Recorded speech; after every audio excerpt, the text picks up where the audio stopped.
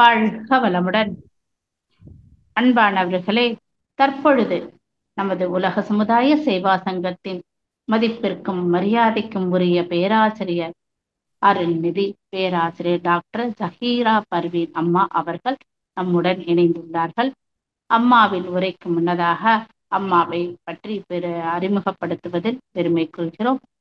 பேராசிரியர் ஜஹீரா பர்வீன் அம்மா அவர்கள் காலேஜ் ஆஃப் மேனேஜ்மெண்ட் SRM யூனிவர்சிட்டியில் காட்டாங்குளத்தூரில் உதவி பேராசிரியராக பணியாற்றி வருகின்றார்கள். 20 வருடங்களாக கல்லூரியில் விரிவுரையாளராக பணியாற்றி வருகின்றார்கள். மனவளக்கலையில் 1994 ஆண்டு முதல் 32 வருடங்களாக சேவையாற்றி வருகின்றார்கள். குடுவாஞ்சேரி மனவளக்கலை மன்றத்தில் அம்மா அவர்கள் சிறப்பாக தொண்டாற்றி வருகின்றார்கள். மேலும் அம்மா அவர்கள் பர்ம கலையில் தேர்ச்சி பெற்றுள்ளவர்கள். அதோடு அக்குபஞ்சர் ஹீலராகவும் தொண்டாற்றி வருகின்றார்கள். பல தொண்டு நிறுவனங்களுக்கு ஆலோசகராகவும், கல்வி ஆலோசகராகவும், யோகா ஒருங்கிணைப்பாளராகவும், கல்லூரி ஆசிரியர்களுக்கு யோகா பயிற்சிகளை வழங்குபவராகவும் தொண்டாற்றி வருகின்றார்கள். இத்தகைய சிறப்புகளை உடைய அம்மா நம்முடன் இணைந்திருப்பது நமக்கு பெருமையே. அம்மா அவர்கள் தற்பொழுது இன்று நமக்கு பக்தி முக்தி என்ற தலைப்பில் சிறப்புரை வழங்குமாறு அனைவரின் சார்பிலும் வாழ்த்தியும் வணங்கியும் வரவேற்கிறோம், அன்புடன் அழைக்கின்றோம். வாழ்க வளமுடன் அம்மா. வாழ்க வையகம், வாழ்க வையகம், வாழ்க வளமுடன். தெளிவு குருவின் திருமேனி காண்டல், தெளிவு குருவின் திருவார்த்தை கேட்டல், தெளிவு குருவின் திருநாமம் செப்பல், தெளிவு குருவருள் சிந்தித்தல் தாமே. நான் எடுத்துட்ட தலைப்பு பார்த்தீங்கன்னா பக்தியை ஒட்டி தான் முக்தி.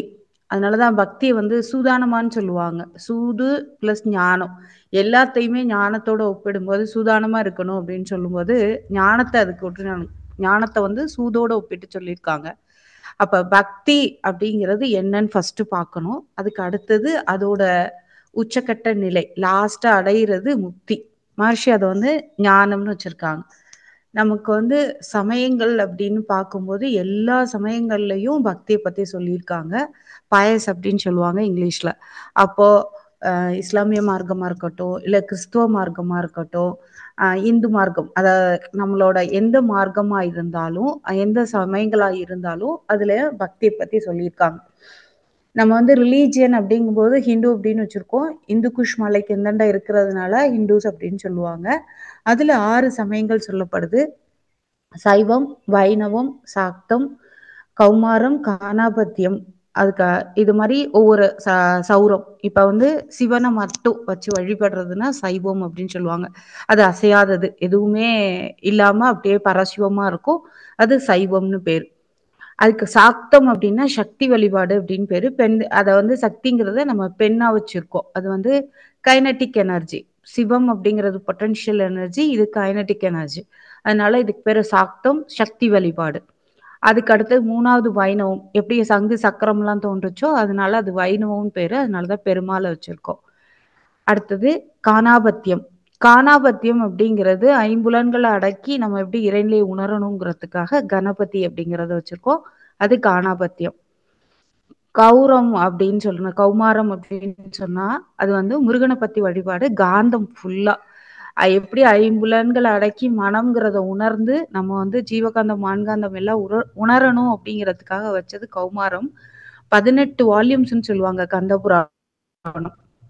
அப்ப ஏன் அப்படின்னா காந்தத்தோட நிலைமையை நீங்க சொல்லிக்கிட்டே இருக்கலாம். அதை ஒண்ணுமே கம்மியா பண்ண முடியாது, அவ்வளோ இருக்கு அந்த காந்தத்தோட நிலைமை. அதனால அந்த இதை நம்ம என்ன சொல்றோம் அப்படின்னா கௌமாரம் அப்படின்னு சொல்றோம். அடுத்து சௌரம். சௌரம் அப்படிங்கிறது சூரிய வழிபாடு.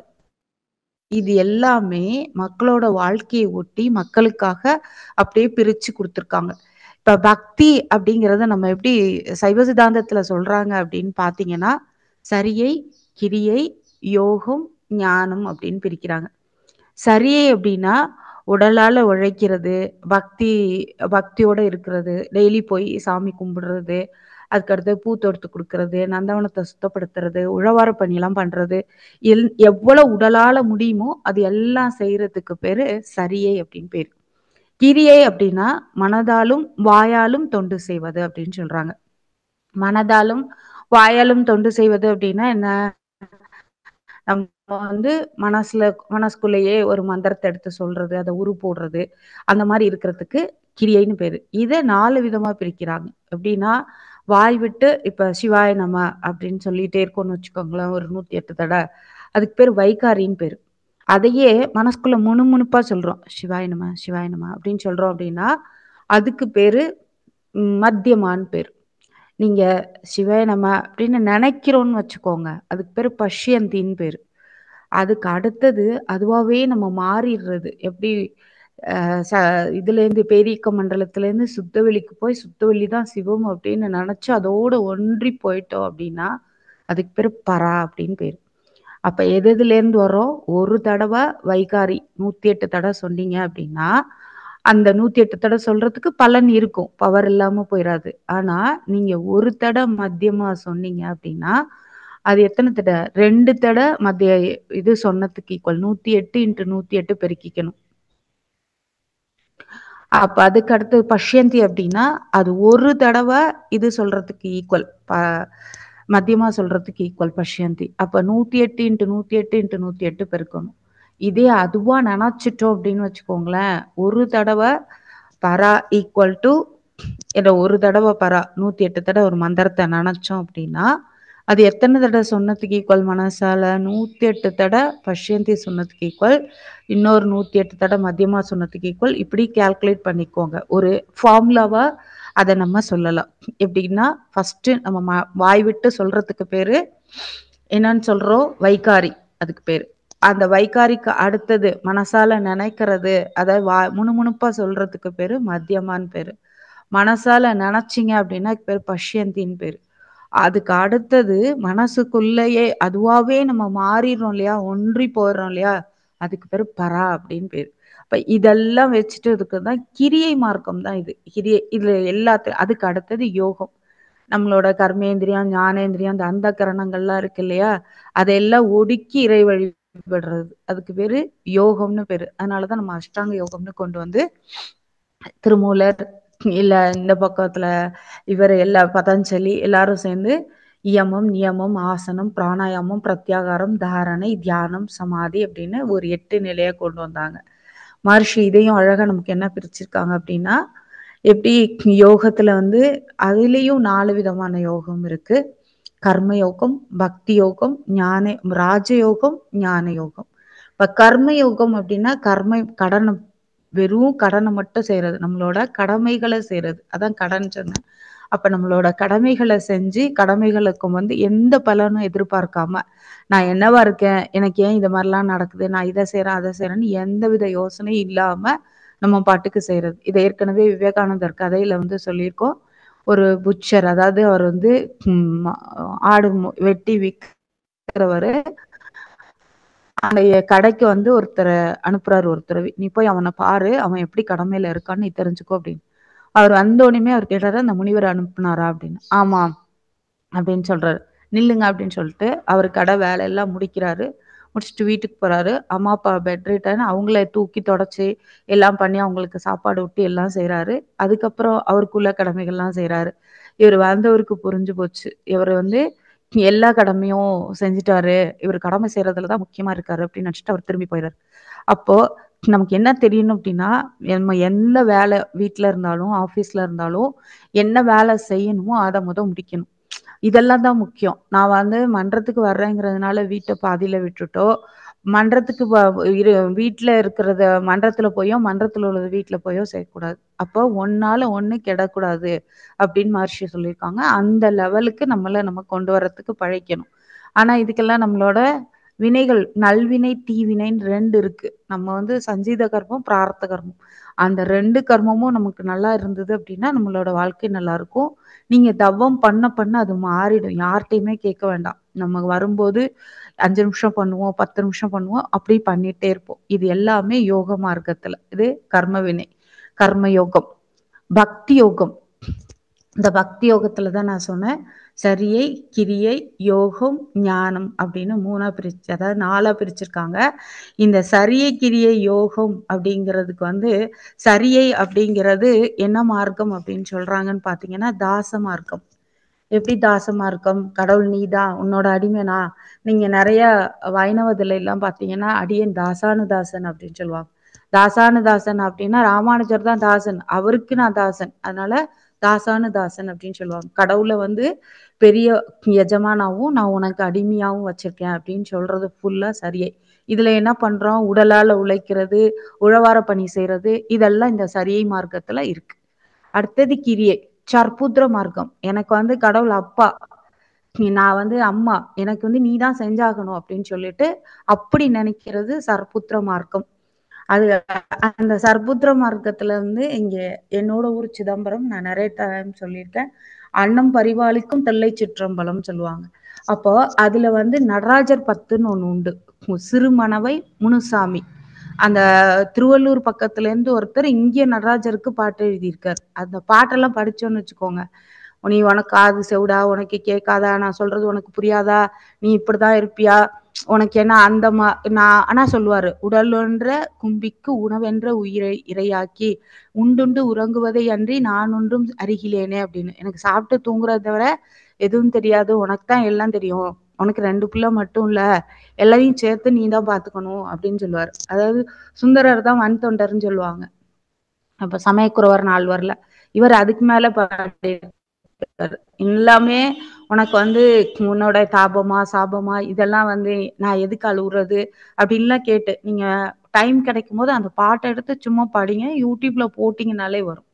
அப்ப இந்த மாதிரி கடவுளை வந்து எப்படி நீ அம்மா அப்பா அவங்கள போய் நோகுறது, நீ என்ன பாத்துக்கிறது உதான உன் வேலை, நீ என்னமோ அண்டங்கள் ஏழையும் படைச்ச 14 லோகங்களை படைச்ச நிர்வகிச்ச எல்லாம் சொல்றாங்க, என்னையை பாத்துக்கிறது உனக்கு என்ன சின்ன வேலை தானே, அதை கூட உன்னால பண்ண முடியாதா அப்படின்னு கேட்டிருப்பாரு. அப்ப இதெல்லாம் வந்து சற்புத்திர மார்க்கம்னு பேரு. இது கிரியை. நான் இப்ப சொன்னேன் இல்லையா, மந்திரங்களால சொல்லி அந்த இதை பண்ணி பாடல் கேட்டு அந்த மாதிரி வழிபடுறது, இது எல்லாமே கிரியை மார்க்கம். அடுத்தது யோகம் அப்படிங்கிறது சக மார்க்கம், நானும் கடவுளும் ஃப்ரெண்டு அந்த மாதிரி லெவல்ல பழகுறது யோகம்னு பேரு. இந்த யோகம் தான் நம்ம அஷ்டாங்க யோகம் சொல்லிட்டோம். எப்படி அஷ்டாங்க யோகத்துல தமிழ்நாட்டுல எப்படி திருமூலர் இருந்தாரோ அதே மாதிரி வடநாட்டுல பதஞ்சலி இருந்திருக்காரு. 8 அங்கங்களை பிரிக்கிறாங்க. இது வந்து அஷ்டங்கம் அப்படின்னா 8 அங்கங்கள். ஃபர்ஸ்ட் யமம், நியமம், ஆசனம், இது 3. அடுத்தது பிராணாயாமம், பிரத்யாகாரா, தாரணா, தியான, சமாதி. இப்ப இயமம் அப்படிங்கிறது செல்ஃப் டிசிப்ளின், தன்னொழுக்கம் அப்படின்னு சொல்றாங்க. தன்னொழுக்கம் எது, காலையில நம்ம எந்திரிக்கணும், காலை கடனை முடிக்கணும், நம்ம வந்து எக்ஸசைஸ் பண்ணிக்கணும், உடற்பயிற்சி பண்ணணும், காயக்கல்ப பண்ணணும், இதெல்லாம் நம்மளோட டெய்லி ரொட்டீனா இருக்கணும்.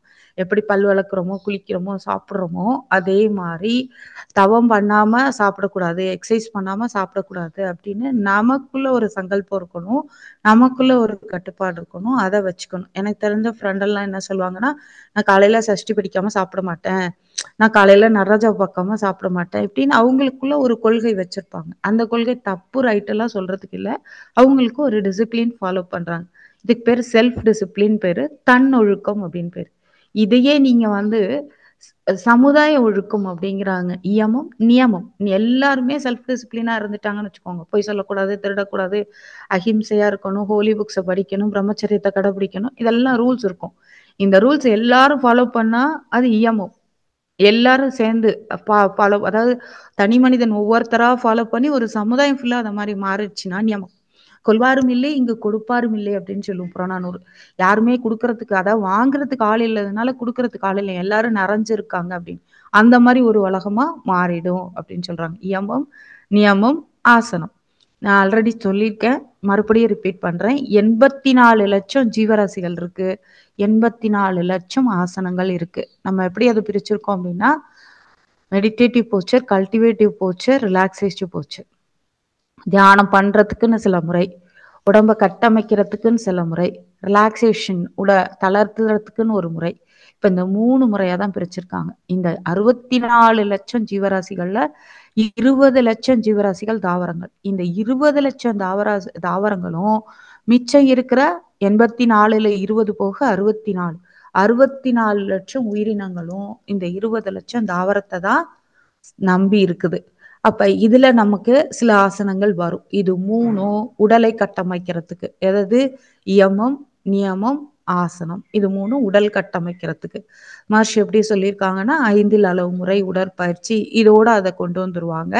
நம்ம பஞ்சபூத இந்த பஞ்சேந்திரிய தவம் பண்ணீங்கன்னா, உங்களோட ஐம்புலன்கள கண்ட்ரோல் பண்ணலாங்கிறத விட அத தெரிஞ்சுக்க முடியும். இது 3ம் நமக்கு உடல் அளவுல. அதுக்கு அடுத்தது பிராணாயாமா அப்படின்னு சொல்றாங்க. மகர்ஷி தனியா பிராணாயாமத்த குடுக்கல. நமக்கு உள்ளாரே நியூரோமஸ்குலர் பிரீத்திங் எக்ஸர்சைஸ்ன்னு குடுத்துருப்பாங்க. காயகல்பத்துல வரும். எல்லாத்துலயும் இடையில இடையில மூச்சோடயே தான் நம்ம கவனிச்சுட்டு இருப்போம். அதுக்கு பேரு பிராணாயாமம்னு பேரு. பிராணன் பிளஸ் யாமா. பிராணா அப்படின்னா ஆக்ஸிஜன். நம்ம சுவாசிக்கக்கூடிய காற்று. அந்த காற்ற வந்து ரெகுலேட் பண்றதுக்கு தான் பிராணாயாமம் தவிர, கண்ட்ரோல் பண்றது கிடையாது. அத நல்லா தெரிஞ்சுக்கணும். எப்படி கண்ட்ரோல் பண்ணோம்னா, மூச்சு நின்னுடும். அதனால தான் இந்த ரேஷகம், கும்பகம், பூரணம் இதெல்லாம் மகர்ஷி வேண்டான்ட்டு மூச்ச நல்லா கவனிங்க. மறுபடியும் வெளியில விடுங்க. நம்ம வந்து அயராத விழிப்பு நிலைன்னு சொல்லிட்டோம். எத செஞ்சாலும் சகஜ நிஷ்டை. அதோட ஒன்றி உணர்ந்து அது கூடவே இருக்கணும். அதுக்கு தான் அயராத விழிப்பு நிலைன்னு அடிக்கடி சொல்லிட்டே இருப்பாங்க. அப்ப பிராணாயாமா அப்படிங்கிறது அதுதான் நமக்கு வந்து உயிருக்கு வச்சிருக்கோம். அது நம்ம காயகல்பமாவும் வச்சிருக்கோம். இந்த பிராணாயாமத்துல 68 76 வெரைட்டிஸ் இருக்கு. இதுல எல்லாத்தையும் விட முக்கியமானது 3 தான் கூலிங் பிராணாயாமா. அந்த கூலிங் பிராணாயாமால இப்ப சீதாலி, சித்காரி, நாடி சுத்தி இதெல்லாம் வரும். நம்ம மெயினானது 2 வச்சிருக்கோம். தண்டுவட சுத்தி, நாடி சுத்தி. இந்த நாடி சுத்தி அப்படிங்கிறது நம்ம உடம்புல 72,000 நாடி நரம்பு இருக்கு. நம்ம எல்லாத்தையுமே ஈஸியா நினைச்சுக்கிறோம். ரமேஷ்னோர் ஐயா இதுல வரும்போது ஆழியார்ல சொல்லிட்டே இருப்பாங்க. எது ஈஸியானதோ, எளிமையானதோ அது வலிமையானது. எது வலிமையானதோ அது பாதுகாப்பானது. நீங்க நாடி சுத்தி மட்டும் அதாவது நான் மட்டும் சொன்னேன்னு சொல்லிவிடாதீங்க. மட்டும் செஞ்சாலே அவ்ளோ பலன்கள் இருக்கு. இது நீங்க எக்ஸர்சைஸோட நாடி சுத்தி, தவம், தற்சோதனை இதெல்லாம் செய்யும்போது, நம்ம ஒரு முழுமையான மனிதனா ஆக்கிரலாம். அதுக்காக தான் முக்திங்கிறத நான் குடுத்தேன். அந்த முக்தி எனக்கு எப்படி தெரிஞ்சது? ஞானம் தான் மகர்ஷி குடுத்துருக்காங்க. ஆனா நான் வந்து திருவாரூர்ல குருதட்சிணாமூர்த்தி மடம் போனேன். அப்ப 2 பிள்ளையார பார்த்தேன். ஃபர்ஸ்ட் பிள்ளையாருக்கு பேரு பக்தி விநாயகர். அடுத்த பிள்ளையார பார்த்தேன் முக்தி விநாயகர். அப்பதான் ஆழியார்ல டாபிக் சொல்லுங்கன்னு கேட்கும்போது, சரி பக்தி முக்தின்னு குடுத்துருவோம் அப்படின்னு சொல்லி குடுத்தேன். இத மாரி நம்ம வந்து பிராணாயாமம் பண்றதுக்கு நம்மளோட நாடி சுத்தியும், அதுக்கு அடுத்து தண்டுவட சுத்தின்னு சொன்னேன். இப்ப நாடி சுத்தி வந்து 72,000 நாடி நரம்பு இருக்கு. ஆ, ஊ, இம், ஓம்லே முடிஞ்சிரும். இந்த ஆ சொல்லும்போது நமக்கு வந்து தொப்புலேருந்து கால் வரைக்கும் உள்ள அவயவங்கள் இயக்கப்படுது. ஊ வந்து தொப்புலேருந்து கழுத்து வரைக்கும் அந்த கண்டம் வரைக்கும் சொல்லுவாங்க. இல்ல நீங்க ஹார்ட் வரைக்கும் வச்சுக்கோங்க. அதுக்கு மேல ஃபுல்லா இம் சொல்லணும். அப்ப இது 3ம் வாத, பித்த, ஸ்லேத்துமோன்ற 72,000 நாடி நரம்புகள ஃபுல்லா ஆக்டிவேட் பண்ணிரும் நம்மளோட பிராணாயாமம், நாடி சுத்தி பிராணாயாமம். தண்டுவட சுத்தி வந்து உங்களுக்கு மூலாதாரத்திலேருந்து துரியம், துரியத்திலேருந்து மூலாதாரம். ஏதாவது அங்க உங்களுக்கு தடை ஏற்பட்டுச்சு, அது கரெக்ட்டா இல்ல அப்படின்னா, அதையும் அது கரெக்ட் பண்றதுக்கு உதவுது. இப்ப 3 வந்து உடலுக்கு சொல்லியாச்சு. இயமம், நியமம், ஆசனம் 3 உடலுக்கு. பிராணாயாமம் வந்து நம்மளோட மூச்சுக்கு. அதுக்கு அடுத்தது மனதுக்கு மற்ற 4. பிரத்யாகாரா, தாரணா, தியானா, சமாதி. பிரத்யாகாரம் அப்படின்னா ஐம்புலன்களை வித்ட்ராயல் ஆஃப் ஆல் சென்சஸ் சொல்லுவாங்க. ஐம்புலன்களை அடக்குவது. ஆஞ்சநேயருக்கு நம்ம என்ன பேர் வச்சிருக்கோம்? வீரத்துக்கு கடவுளா வச்சிருக்கோம். அவருக்கு வீரம்னா என்னன்னு தெரியுமா? ஐம்புலன்களை அடக்குவது வீரம். நீங்க வந்து கத்தி எடுத்து சண்டை போடுறது, ஒரு சண்டியரா இருக்கிறது, அதுக்கு பேர் வீரம் இல்ல. நீங்க கோவப்படுற சூழ்நிலை இருக்கும்போது நீங்க கோவப்படாம இருக்கிறது, பொறாமப்படும்போது பொறாமப்படாம இருக்கிறது.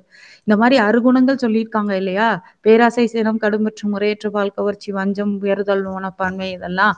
இந்த இடத்துல நீங்க காம, குரோத, லோப, மோகம், மதம், ஆச்சரியத்தை விட்டுட்டு அத உங்களால வேற மனமா மாத்தி நீங்க ஆள தெரிஞ்சீங்க அப்படின்னா நீங்க தான் வீரம். அப்ப இந்த இதுதான் பிரத்யாகாரம். Withdrawal of all senses. அது எந்த சென்ஸ் நமக்கு தேவை? 6வது அறிவு தேவை. அந்த 6வது அறிவு உடல் மனம்ங்கிறது இருந்தாதான் நம்ம ஞானம் அடையலாம், முக்தி அடையலாம், எல்லாமே பண்ணலாம். அப்ப இது அடைகிறதுக்கு தான் நமக்கு வேணும் அப்படின்னு சொல்லியிருக்காங்க. பிரத்யாகாரம். தாரணா. தாரணா அப்படின்னா சிம்பிள் மீனிங் கான்சென்ட்ரேஷன்.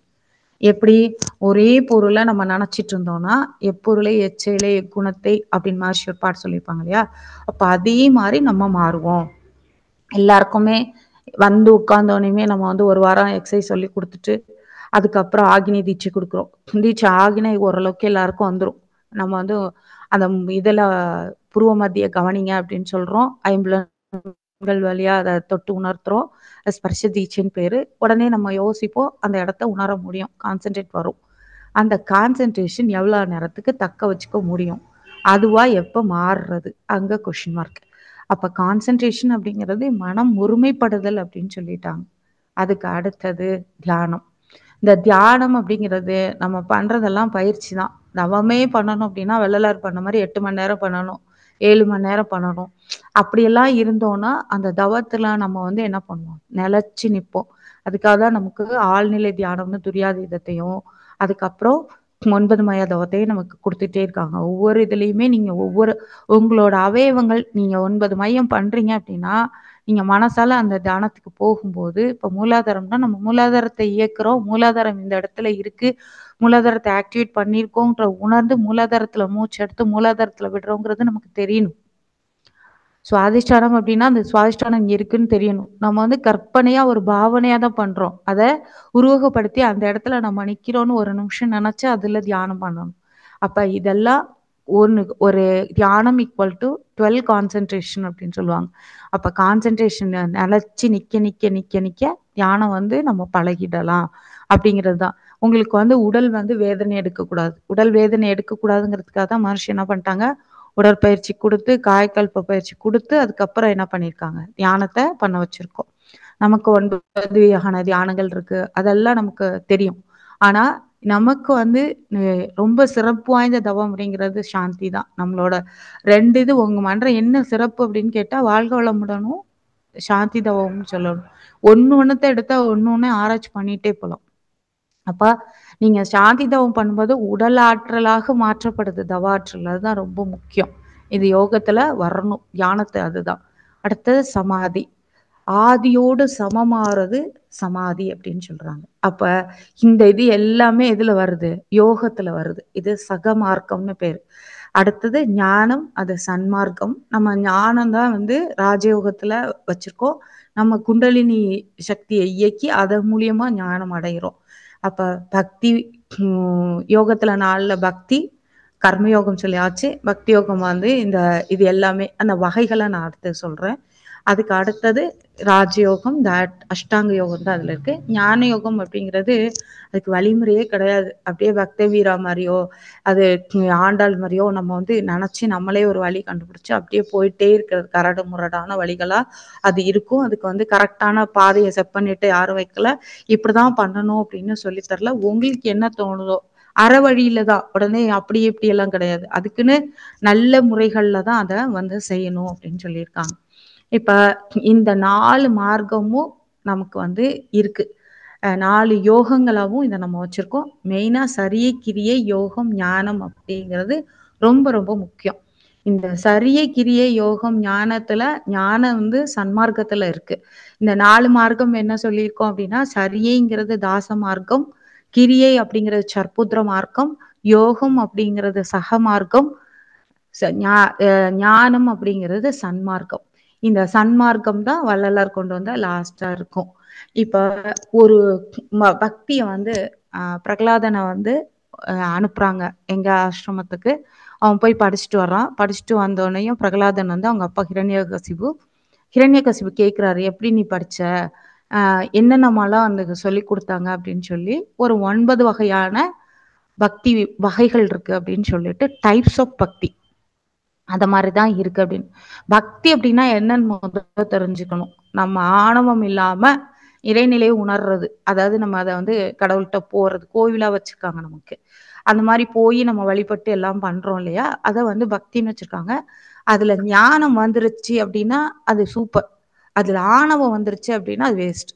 அப்ப ஆணவம் இல்லாம தன்முனைப்பு அந்த மும்மலங்களையும் கலந்து ஒரு எப்படி சொல்றது, எதுவுமே தெரியாம ஒரு வினயம் இல்லாமன்னு சொல்லுவாங்க. அதுல வினயம் இல்லாம இருந்தோம் அப்படின்னா அதுதான் கரெக்டான பக்தி. ஃபர்ஸ்ட் ஸ்ரவணம் அப்படின்னு சொல்லுவாங்க. ஸ்ரவணம் அப்படின்னா காது கொடுத்து எல்லாத்தையும் கேட்கறது. இப்ப மகர்ஷியோட உரைக்கு சொல்றாங்க, இறைநிலை பத்தி சொல்றாங்க அப்படின்னா அதை நம்ம காது கொடுத்து கேட்டோம் அப்படின்னாலே அது ஒரு விதமான பக்தி. ஸ்ரவணம். கீர்த்தனம் அப்படின்னா பாடுறது. நமக்கு வந்து இப்ப என்னென்ன பாட்டு மகர்ஷி சொல்லி குடுத்துருக்காங்களோ, அத ஃபுல்லா நம்மளே பாடுறது. "ஆதி எனும் பரம்பொருள் மெய் எழுச்சி பெற்று" அப்படின்னு. உங்களுக்கு ராகம் தெரியல, நீங்க அப்படி பாடல, இப்படி பாடல, அத பத்தி தேவையில்ல. நம்ம தவம் முடிச்சுட்டு, தவத்துக்கு நம்ம உட்காரும்போது, இறைவணக்கம், குரு வணக்கம், நமக்கு தெரிஞ்ச ராகத்துல நம்ம பாடிக்கிறது. அது கீர்த்தனம். அது ஒரு விதமான பக்தி. ஸ்மரணம் அப்படின்னா, ஸ்மரணித்தல் அப்படின்னா, இடையறாது இறை சிந்தனையோட இருக்கிறது. எப்படி? நான் வந்து எனக்கு தான் கடவுள் இது தெரியும். நான் மட்டும் இந்த மாரி எல்லாம் பண்றேன். நான் வந்து 4 வேதங்கள படிக்கிறேன், இல்ல அதிகாசங்கள படிக்கிறேன், அத செய்றேன், இத செய்றேன். எனக்கு கடவுள் தெரியும். அப்படி கிடையாது. ஸ்மரணித்தல் அப்படின்னா, ஒரு சின்ன இது. யார் என்ன சொன்னாலும் அப்படியே எந்த நேரத்திலயும் இறை சிந்தனையோட இருக்கிறது. அந்த பேரியக்க மண்டலத்திலிருந்து நம்ம சுத்த வெளியோட கலந்து இருக்கிறது எந்த நேரமும். அதுக்கு தான் வந்து ஸ்மரணம்னு பேரு. அது இடையறாத இறைவனை நினைப்பது. அதோட நம்ம ஒன்றிடுறது. அதுக்கு தான். இதுல வந்து நான் கொஞ்சமா நினைக்கிறேன், நீ கூட நினைக்கிற, இதுல ஜூனியர், சீனியர் அப்படிங்கிறது எதுவுமே கிடையாது. ஸ்மரணம் அப்படின்னா, அது அப்படியே இறைவனை நினைச்சிட்டே இருக்கிறதுக்கு பேரு ஸ்மரணம். பாத சேவை அப்படின்னு சொல்லுவாங்க அடுத்தது. பாத சேவை அப்படின்னா, நம்ம வந்து சைவத்தை விட வைணவத்துல போனோடனையும் பாதத்தை தான் சேவிக்கணும் அப்படின்னு சொல்லுவாங்க. பெரும்பாலும் வந்து பாதாதி கேசம் கீழே இருந்து மேலதான் பார்த்துட்டு போவாங்க. பாத சேவை தான் ரொம்ப முக்கியம்னு சொல்றாங்க. ஏன்னா பாத சேவை பண்ணா நீங்க காலை பார்த்துட்டே மேல போனீங்க அப்படின்னா நம்ம உடம்புலயும் அது மாதிரி நடக்கும். பாத சேவை வந்து ரொம்ப முக்கியம் அப்படின்னு சொல்றாங்க. அதுக்கு தனியாவே நிறைய பேசலாம். பாத சேவை. அதுக்கு அடுத்தது அர்ச்சனை அப்படின்னு பேரு. அர்ச்சனை அப்படிங்கிறது வந்து நம்ம மலர்களை கொண்டு கடவுளோட நாமத்தை சொல்லி அதுக்கு போற்றியெல்லாம் உண்டு. அதெல்லாம் சொல்லி அதை நம்ம பண்றதுக்கு பேரு அர்ச்சனைன்னு பேரு. அதுக்கு அடுத்து வந்தனம். வந்தனம்னா வணக்கம். கடவுள்கிட்ட வந்து நம்ம வந்தனம் அந்த முறையில எல்லாத்தையும் இது பண்ணி சமர்ப்பணம் பண்ணி சொல்றது வந்து வந்தனம் அப்படின்னு சொல்லுவாங்க. அடுத்து தாஷ்யம் அப்படிங்கிறது தொண்டுள்ளம். நீ கடவுளுக்கு என்ன செய்யணும் அப்படின்னா, அடியருக்கு செய்யறதை விட அதாவது கடவுளுக்கு டைரக்டா செய்யறதை விட சிவனுக்கு செய்யறதை விட சிவனடியார்களுக்கு செய்யறது தொண்டு அப்படின்னு சொல்லுவாங்க இல்லையா? அதுக்குதான் தாஷ்யம் அப்படின்னு பேரு. அடுத்து சக்கியம் அப்படின்னு சொல்லுவாங்க. இறைவனை வந்து ஒரு நண்பனா பார்த்து, எப்படி வந்து அர்ஜுனன் வந்து கிருஷ்ணனை நண்பனா பார்த்து எல்லாத்தையும் கேட்டு தெரிஞ்சிட்டானோ அந்த மாதிரி நம்ம இருக்கிறது. அதுக்குதான் சக்கியம் அப்படின்னு பேரு. லாஸ்ட் ஆத்ம நிவேதனம் அப்படின்னு பேரு. இந்த ஆத்ம நிவேதனம்னா மகாபலி சக்கரவர்த்தி தான் சொல்லுவாங்க. உடல், பொருள், ஆவி எல்லாத்தையும் கொடுத்து ஃபுல்லா எல்லாமே சமர்ப்பணம் அப்படின்னு கொடுத்துடுறது. எல்லாமே எனக்கு வேணும்னு வச்சுக்கிறது இல்லை. அதுக்கு தான் பேரு ஆத்ம நிவேதனம்னு பேரு. இப்ப இந்த மாதிரி 9 விதமான பக்தி இருக்கு. நம்ம மனவளக்கலையில எந்த இடத்துல இருக்கோம் நம்ம வச்சுக்கலாம். நம்ம வந்து மன்றத்துல பக்தியா தானே இருக்கோம், மகர்ஷிக்கு பக்தியா தானே இருக்கோம். அப்ப அந்த இதுல நம்ம எதுல இருக்கோம்? சிரவணத்துல இருக்கோமா? யாரு பேசுறதை நம்ம கேட்டுட்டு இருக்கோமா? இல்ல கீர்த்தனம் பாடிட்டு இருக்கோமா? ஸ்மரணம் அதை பத்தி நினைச்சிட்டே இருக்கோமா? இல்ல பாத சேவை அந்த செய்யறோமா? அர்ச்சனை பண்ணிட்டு இருக்கோமா? ஏதாவது ஒரு பாட்டையோ இல்ல வாழ்கோளம்ன்ற மந்திரத்தையோ நம்ம திரும்பி திரும்பி சொல்லிட்டு இருக்கோமா? வந்தனம் வாழ்கோளம்டன் அடிக்கடி எல்லாரையும் பார்த்து சொல்றோமா? தாஷ்யம் எந்த இதுல வந்து நம்ம தொண்டு செஞ்சிட்டு இருக்கோம். ஏன்னா கர்ம வினையை தொண்டு செய்து போக்குவீர்னு சொல்லியிருக்காங்க. அதுக்கு அடுத்து சக்கியம் அப்படின்னு சொல்றோம். இறைவனை வந்து ஃப்ரெண்டா நினைச்சுக்கிறது, இறைநிலையோட நம்ம ஒன்றி நினைச்சுக்கிறது. அடுத்து ஆத்ம நிவேதனம். இதெல்லாம் பக்தி. இதுல மேஜரா ஒண்ணு இருக்கு. என்ன புரிஞ்சுக்கணும் அப்படின்னு கேட்டா, நம்ம போய் கோயில்ல நின்றுட்டு மனு போடுறத மறந்துடணும். என்ன போடுவோம்? எனக்கு அதை கொடு, இதை கொடு, இது வேணும், அது வேணும், கார் வேணும், பங்களா வேணும், இதெல்லாம் வேணும். இதெல்லாம் இருக்கே, உனக்கு வச்சுக்கிறதுக்கு உனக்கு வந்து தகுதி இருக்கா? இதெல்லாம் கேட்குறியே, நீ நிர்வகிப்பியா அப்படின்னு யோசிச்சுதான் என்ன பாடியிருக்காங்க அப்படின்னு பார்த்தீங்கன்னா, நாராயணி பட்டர்னு ஒருத்தர் இருந்தாரு. அவர் நாராயணியம் அப்படிங்கிற பாட்டை குருவாயூர்ல முன்னாடி நின்று பாடியிருக்காரு. அதுல பாத்தீங்க அப்படின்னா, ஆயுள் ஆரோக்கிய ஐஸ்வர்யம் அப்படின்னு கேட்டிருப்பாரு. மகர்ஷி எப்படி சொல்லுவாங்க? உடல் நலம், நீலாயுள், நிறை செல்வம் அப்படின்னாங்க. ஆயுள், ஆரோக்கியம், ஐஸ்வர்யம். உனக்கு பெரிய 100 ஏக்கருக்கு காடு இருக்கு. 100 ஏக்கர்ல கோதுமை விளைய வச்சு இல்ல நெல்லை விளைய வச்சு ஒரு டம்ளர் சாப்பாடு கூட சாப்பிட முடியாது அப்படின்னா, சுகர் பேஷண்ட்டு சாப்பிட முடியாது. அப்ப அந்த நிலம் இருந்து நமக்கு வேஸ்ட்டு. ஆயுள் இருக்கணும். உடல் நலம், நோய் இல்லாம நிறைய நாளைக்கு நம்ம வாழணும். நீண்ட ஆயுள் இருக்கணும். நீல ஆயுள் மட்டும் 90 வயசு 100 வயசு வரைக்கும் உடம்பு சரியில்லாம இருந்தோம்னா நம்மள பாக்குறதுக்கு 10 பேர் வேணும். அப்ப அது வேஸ்ட். அப்ப உங்களுக்கு ஆயுள் ஆரோக்கியம் இருக்கணும், உடல் நலம் இருக்கணும். அதுக்கப்புறம் இதெல்லாம் இருந்து ஃபுல்லாவே வறுமையில இருந்துட்டோம்னு வச்சுக்கோங்க, ரொம்ப வாழ்க்கை வெறுமையா போயிடும். அப்ப உங்களுக்கு ஐஸ்வர்யம் வேணும். ஆயுள், ஆரோக்கியம், ஐஸ்வர்யம். மகர்ஷி அதனாலதான் நம்மளோட இதுல எப்படி சொல்லியிருக்காங்க, உடல் நலம், நீலாயுள், நிறை செல்வம், உயர்ப்புகள், மெய்ஞானம், ஓங்கி வாழ்வோம். அப்ப இதெல்லாம் நமக்கு இருக்கணுங்கிறத கேட்கறதுக்கு ஒரு 3 பேர் போனாங்க சாமிகிட்ட. ஒருத்தன் என்ன பண்ணா, நீ எப்படா கேட்ட அப்படின்னு கேட்டோடனையும், எனக்கு வந்து மாட மாளிகை வேணும், கோட கோபுரம் வேணும் அப்படின்னு சொன்னான். இன்னொருத்தர் சொன்னா, எனக்கு நவரத்னம் வேணும், வைர வைடூரியம், அந்த மாதிரி எல்லா ரத்தினங்களும் வேணும், செல்வங்கள் வேணும் அப்படி இப்படின்னு கேட்டான். 3வது சொன்னா, நீ எப்படா வேண்டிக்கிட்டேன்னு மத்த 2 பேர் கேட்டாங்க. என்னோட நீ இருந்தா மட்டும் போதும்னு வேண்டிக்கிட்டேன் அப்படின்னு. இவனுங்களுக்கெல்லாம் ஷாக் ஆயிடுச்சு. என்னப்பா நாங்களாம் ஒண்ணு வேண்டுறோம், நீ மட்டும் எனக்கு கூட இருந்தா போதும்னு வேண்டுற. இறைநிலை நம்ம கூட இருந்தா எல்லாம் நமக்கு ஆட்டோமேட்டிக்கா வந்துடும். நீங்க யோசிச்சு பாருங்க, ஒரு கோயில் இருக்கு, அந்த கோவிலுக்கு எல்லாரும் வந்து எல்லாம் செய்ய ஆரம்பிச்சிருவாங்க. பக்கத்துல எல்லா வளமையும் இருக்கும், அதுக்கு என்னென்னலாம் உண்டோ அது எல்லாமே இருக்கும். ஒரு கோவில் தான் தமிழ்ல, அதாவது திராவிட பண்பாட்டுல அதுதான் ஆதாரமா இருந்திருக்கு. அது வந்து யாரையும் இண்டிபெண்டா இருந்திருக்கு. அதை சுத்தி எல்லாமே டிபெண்டா தொழில் நடந்திருக்கு. அரசு வந்து வருமானம் ஈட்டுறதுக்கு கோவிலை முன்னாலே வச்சிருந்துருக்காங்க. எப்படின்னு பார்த்தீங்கன்னா, அதுக்கு வந்து பூ பறிக்கிறதுக்கு, பூ கொண்டு வந்து கொடுக்குறதுனா அவங்க பூவை இது செடி நட்டு எல்லாம் பண்ணி பூ பறித்து கொண்டு வந்து கோயிலுக்கு கொடுக்கணும். தானியங்கள் வந்து பயிரிட்டு கோயில் கொண்டு வந்து கொடுக்கணும். இப்படி ஒவ்வொரு தொழிலும் கோவிலை சுற்றியே தான் நடந்திருக்கு. அப்போ மக்கள் வந்து அற வழியில் இருந்திருக்காங்க, இறைநிலை உணர்வு பெற்றிருக்காங்க, ஈஸியாக கிடச்சிருக்கு. எதுவுமே வினயம் இல்லாமல் இருக்கிறதுனால அது ரொம்ப சிறப்பாக நடந்திருக்கு அப்படின்னு சொல்கிறாங்க. இதுதான் வந்து நம்ம என்ன பண்ணியிருக்கோம், பக்தி மார்க்கத்தில் இவ்வளோ முறைகள் இருக்கு. இந்த முறையில் நம்ம எதில் இருக்கோம் அப்படின்னு பார்த்துக்கணும். பக்தி இப்போ பக்தி பற்றி ஓரளவுக்கு முடிச்சிட்டேன்னு நினைக்கிறேன். அடுத்து நம்ம முக்திக்கு போவோம். ஏன்னா இதுதான் நம்மளோட டாபிக், நிறைய இருக்கு. முக்தி அப்படிங்கிறது 3 தீ, அதனால அது பேரு முக்தி அப்படின்னு சொல்றாங்க. அந்த 3 தீ எது அப்படின்னு பார்த்தீங்க அப்படின்னா, எதுக்கு இருக்குன்னா, நம்ம உடம்புல அக்னி, சூரியன், சந்திரன். சூரியன் வந்து சூடா இருக்குமே, அதுக்கு பேரும் அக்னின்னு வைக்கலாமே, ஏன் அக்னியை தனியா வச்சிருக்காங்க அப்படின்னு நினைக்கலாம். அது ஏன் அப்படி வச்சிருக்காங்க அப்படின்னா, 3 மண்டலங்களால் ஆனது நம்ம உடம்புன்னு சொல்லுவாங்க. என்னோட வர்மக்கலை ஆசான்னு சொல்லுவாங்க. அப்ப அது எப்படி இருக்கு அப்படின்னு பார்த்தீங்கன்னா, இடகலை, பிங்கலை, சுழுமுனை, இந்த 3 வச்சிருக்கோம் இல்லையா? இந்த 3ல முதல் மண்டலம் அப்படிங்கிறது அக்னி மண்டலம், 2வது மண்டலம் அப்படிங்கிறது சூரிய மண்டலம், 3வது மண்டலம் அப்படிங்கிறது சந்திர மண்டலம். இப்ப அந்த அக்னி மண்டலம் அப்படிங்கிறது எங்க இருக்கு நம்ம உடம்புல அப்படின்னு பார்க்கணும். நம்மளுக்கு எத்தனை ஆதாரங்கள் உடல்ல இருக்கு? மூலாதாரம், சுவாதிஷ்டானம், மணிப்பூரகம், அநாகதம், விசுத்தி, அதுக்கு அடுத்தது ஆக்கினை, அப்புறம் சகசிராதாரம் இல்லைன்னா துரியம். இந்த 7ம் நம்ம உடம்புக்குள்ள இருக்கு. துரியத்தோட அதீத நிலை துரியாதீதம். மகரிஷி மட்டும்தான் நமக்கு துரியாதீதத்தை விலக்கி துவாதச அங்கம்ங்கிற ஒன்றை சொல்லி, அதுலேருந்து நீ பாவனை பண்ணி மேலே போ அப்படின்னு சொல்லிட்டு அதில் நமக்கு என்னவை கொடுத்துருக்காங்க. ஃபஸ்ட்டு சந்திரனை பார்ப்போம், அடுத்தது சூரியனை பார்ப்போம், அடுத்து பேரீக்க மண்டலம், அதுக்கு அடுத்தது நம்மளோட சுத்த வெளி, அதுதான் சிவகலம்னு சொல்றது. சரியா? இந்த 7 நிலையில ஃபர்ஸ்ட் பாத்தீங்க அப்படின்னு பாத்தீங்கன்னா, அக்னி மண்டலம் அப்படிங்கிறது மூலாதாரத்திலேருந்து மணிப்பூரகம் வரைக்கும் உள்ளது. எதாவது மூலாதாரத்திலேருந்து மணிப்பூரகம் வரை. மூலாதாரம் எங்க இருக்கு? நம்மளோட முதுகுத்தண்டு முடிகிற இடத்துல மூலாதாரம் இருக்கு. அதுக்கு அடுத்தது சுவாதிஷ்டானம், அதுக்கு அப்புறம் இருக்கிறது மணிப்பூரகம். இந்த 3ம் சேர்ந்ததுதான் நம்மளோட அக்னி மண்டலம் அப்படின்னு சொல்றது.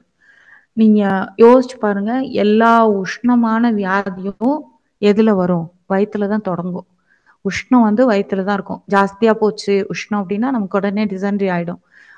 லாஸ்டா உயிர் விடும்போது வயிறுல மூச்சு இருக்கான்னு பார்த்துதான் நிறுத்துவாங்க. சரி, ஆமா வயிறுல வந்து இயங்கலை, அப்ப அது வந்து நின்றுச்சு அப்படின்னு சொல்லுவாங்க. இதுதான் அக்னி மண்டலம் அப்படின்னு பேரு. அடுத்தது சூரிய மண்டலம். அந்த சூரிய மண்டலம் எதுல இருக்குன்னா, மணிப்பூரகத்துலேருந்து தான் ஸ்டார்ட் பண்ணணும். நீங்க மணிப்பூரகம் அக்னி மண்டலமாகவும் இருக்கும், மணிப்பூரகம் வந்து சூரிய மண்டலத்திலையும் ஜாயிண்ட் ஆகும். ஏன்னா இது மேத்ஸ்ல சொன்னோம்னா கண்டினியூஸ் சீரீஸ்ன்னு சொல்லுவாங்க. 0 to 1, 0 to 5, 5 to 10, 10 to 15 சொல்லுவோம். அப்ப அந்த இங்க எப்படி எடுத்துக்கணும் அப்படின்னா, இதை சேர்க்கக்கூடாது, ஆனா அதுல இருந்தா தொடங்கணும். ஓகேவா? இப்ப சூரியன் வந்து மணிப்பூரகத்துல இருந்து விசுத்தி வரைன்னு சொல்லியிருக்காங்க. மணிப்பூரத்துக்கு அடுத்த சக்கர அநாகதம், விசுத்தி, இந்த 3 சேர்ந்ததுதான் உங்களோட சூரிய மண்டலம். அதுக்கு அடுத்தது சந்திரன். இது குளிர்ச்சியா இருக்கும். அதனால அந்த சந்திர மண்டலம் எப்படி இருக்கு அப்படின்னா, விஷுத்தி, ஆக்கினை, துரியம், சகசிராதாரம். இந்த 3ம் சேர்ந்தது சந்திர மண்டலம். இந்த 3 தீயையும் கடந்து போனாதான் முக்தி கிடைக்கும்னு சொல்லியிருக்காங்க. நமக்கு மகர்ஷி எப்படி சொல்லிட்டாங்க, ஒரு வந்தோனையுமே உங்களுக்கு முதல் நிலை 2ஆம் நிலையிலே துரியாதித தவம் கொடுத்தாச்சு, நம்ம அப்பயே முக்தி அடைஞ்சாச்சு. ஆனா நம்ம அதை புரிஞ்சுக்கிட்டோமா அப்படின்னா இல்ல. எல்லாரும் என்ன நினைச்சிட்டு இருக்கோம், இறந்தோனையும் அடையிறதுக்கு பேரு சிவலோக பதவி அடைந்தார், வைகுண்ட பதவி அடைந்தார், இல்ல வேற ஏதாவது போட்டா அவங்க முக்தி அடைஞ்சிட்டாங்க அப்படின்னு. மரணம் வேற, முக்தி வேற. இருக்கும்போதே உணரலாம் முக்திய. இந்த 3 மண்டலங்களையும் கடந்தால்தான் நம்ம முக்தி அடைகிறோம் அப்படின்னு சொல்றாங்க. முக்தி அடையிறதுக்கு உடலும் மனமும் வாகனம். அதை நம்ம ரொம்ப நல்லா பார்த்துக்கணும்.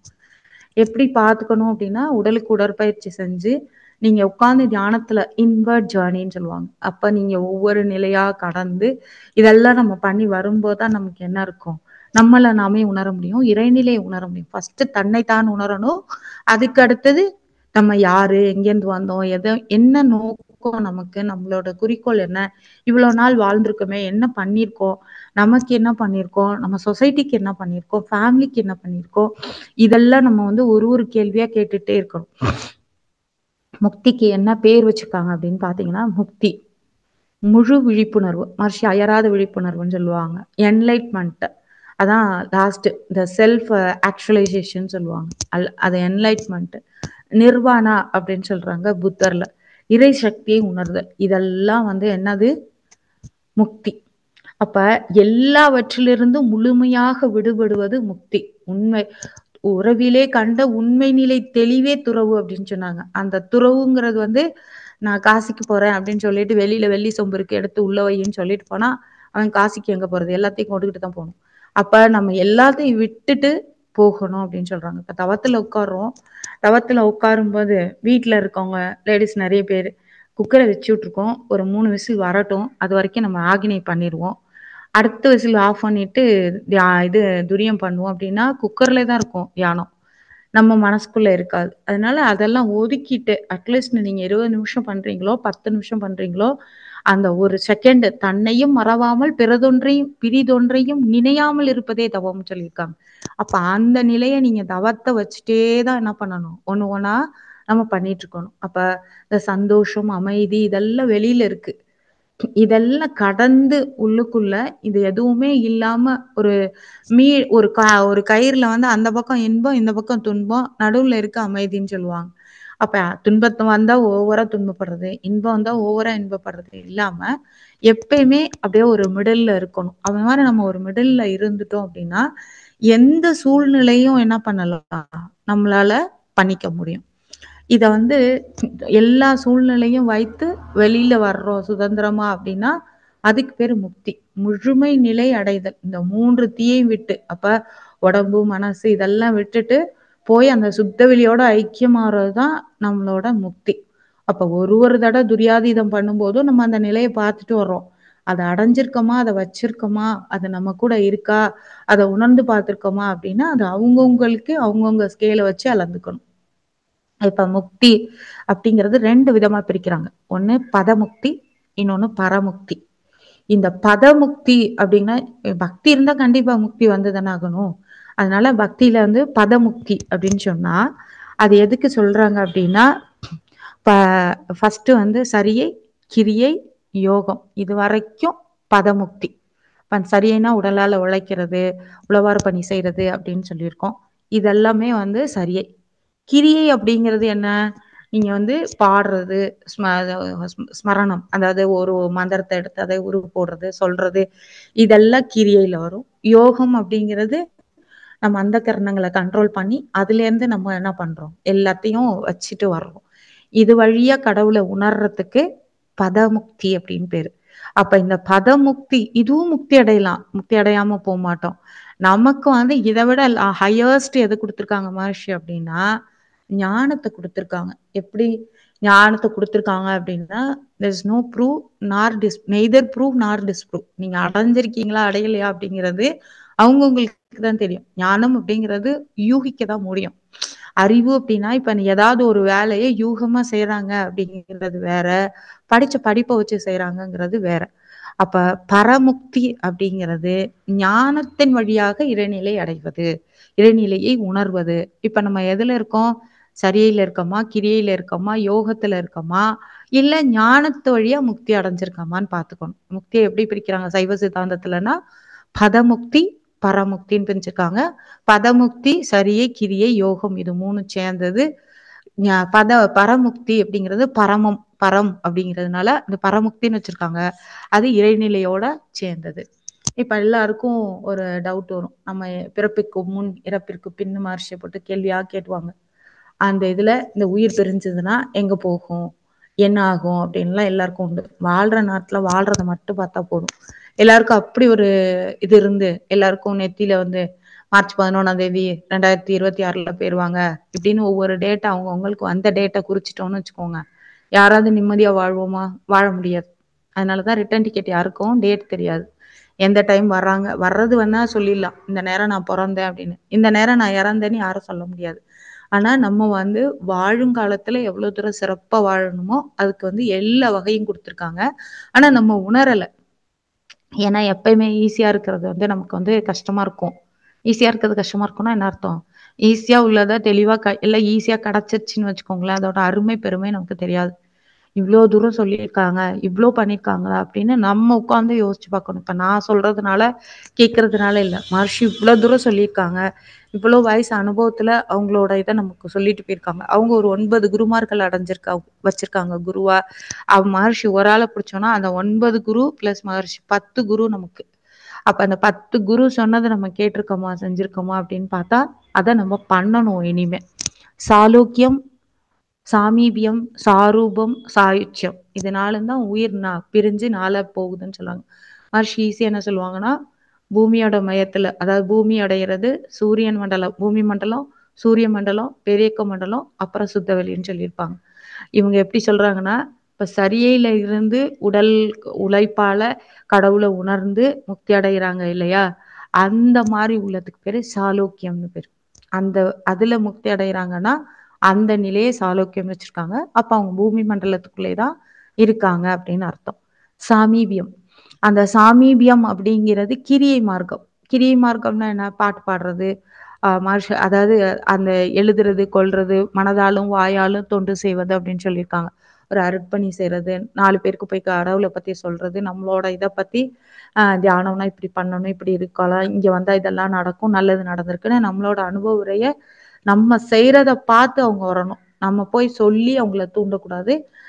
நீங்க வந்து தியானம் பண்றீங்க, நீங்க இதா இருக்கீங்க அப்படின்னா உங்களுக்கு வந்து உடல்நிலை நல்லா இருக்கு, மனதளவு நல்லா இருக்கு. எல்லார் குடும்பத்திலயும் பிரச்சனை இருக்கும். தவம் பண்றவங்களுக்கு மட்டும் பிரச்சனை இல்லை, தவம் பண்ணாதவங்களுக்கு தான் நிறைய பிரச்சனை அப்படியெல்லாம் சொல்லக்கூடாது. அந்த பிரச்சனையை தவம் பண்றவங்க வெளியில சொல்றது இல்ல, தவம் பண்ணாதவங்க வெளியில சொல்லிட்டு இருக்காங்க, அவ்வளவுதான் அர்த்தம். அதெல்லாம் வந்து இன்பா நேச்சர். ஒருத்தவங்க வந்து எல்லாத்தையும் மூடி வச்சுக்கிறாங்க, ஒருத்தவங்க எல்லாத்தையும் திறந்து சொல்றாங்க, அவ்வளவுதான். நான் வந்து இதை பண்ணினதுனால எனக்கு இது இல்லை அப்படின்னு சொல்லக்கூடாது. அப்ப கிரியை அப்படிங்கிற மார்க்கத்துல இருந்து கடவுளை வந்து மனதாலும் வாயாலும் பாடி அந்த மாதிரிலாம் பண்றாங்க அப்படின்னா அவங்க அடையிற நிலை சாமீபியம், சூரிய மண்டலம் வரைக்கும் போறாங்கன்னு அர்த்தம். அதுக்கு அடுத்தது, அதாவது அந்த ஆன்மா, நம்மளே போக மாட்டோம், அந்த ஆன்மா போகுதுன்னு அர்த்தம். யோகம் அப்படிங்கிறது சாரூபம் அப்படின்னு சொல்றாங்க. இப்ப சாரூபம்னா அந்த கரணங்களால இறை வழிபடுவது, அந்த கரணங்களை எல்லாம் அடக்கி பிரத்யாரா வித்ராயில ஃபால் சென்சஸ்ல அந்த நிலைக்கு வந்து கடவுளை உணர்ந்து அதை இது பண்றோம். உடல் மெய், வாய் மெய் அதால எல்லாத்தையும் இது பண்ணி வழிபடுறது, மனதால வழிபடுறது. கையை மட்டும் கூப்பி வழிபடுறது இல்ல கையை மட்டும் கேட்டு இப்படி பண்றது இல்ல, மனசுக்குள்ள இறைநிலையை உணர்ந்து பண்றது. அந்த மாதிரி எல்லாம் பண்ணோம் அப்படின்னா அது யோக மார்க்கத்துலதான் இருக்கு அப்படின்னு சொல்றாங்க. அப்ப யோக மார்க்கத்துல இருக்குது அப்படிங்கிறது சாரூபம் அப்படின்னு பேரு. அதுக்கு என்ன பேரு? சாரூபம். லாஸ்ட் சாயுச்சியம் அப்படின்னு சொன்னாங்க. அந்த சாயுச்சியம் அப்படிங்கிறது நானும் இறைவனும் ஒண்ணு. நம்ம என்ன சொல்லியிருக்கோம்? ஃபர்ஸ்ட் பிறக்கிறது அம்மா வயிற்றுல இருந்து பிறந்தோம், அது வந்து நம்மளோட ஃபர்ஸ்ட் பிறப்பு. 2வது பிறப்பு நமக்கு வந்து மகர்ஷி என்னைக்கு தீட்சை கொடுத்தாங்களோ, இல்ல மகர்ஷியோட சீடர்கள் நமக்கு தீட்சை கொடுத்தாங்களோ, மகர்ஷி வந்து உயிர் தொடர்பு பெற்றுட்டோம், அது 2வது பிறப்பு. 3வது பிறப்பு எதை நினைச்சிட்டு இருக்கோம்?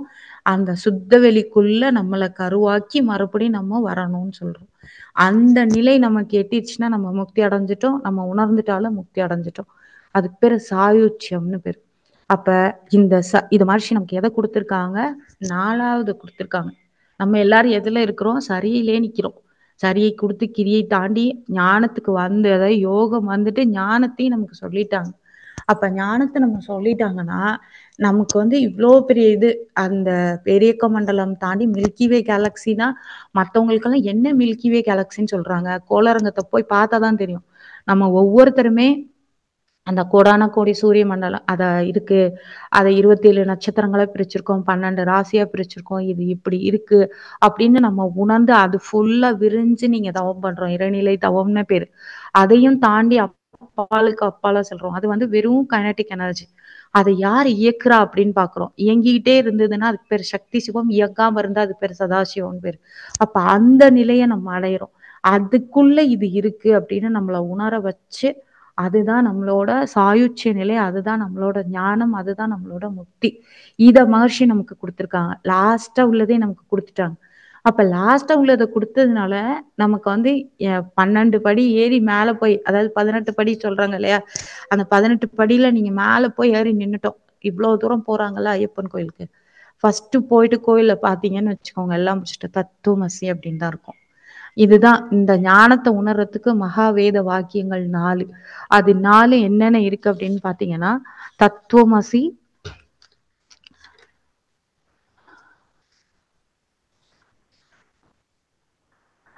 அகம் பிரம்மாஸ்மி, அயனாஸ்மம் பிரம்மம், பிரஜானம் பிரம்மம். எல்லாமே பிரம்மத்தை உணர்த்துறது தான்.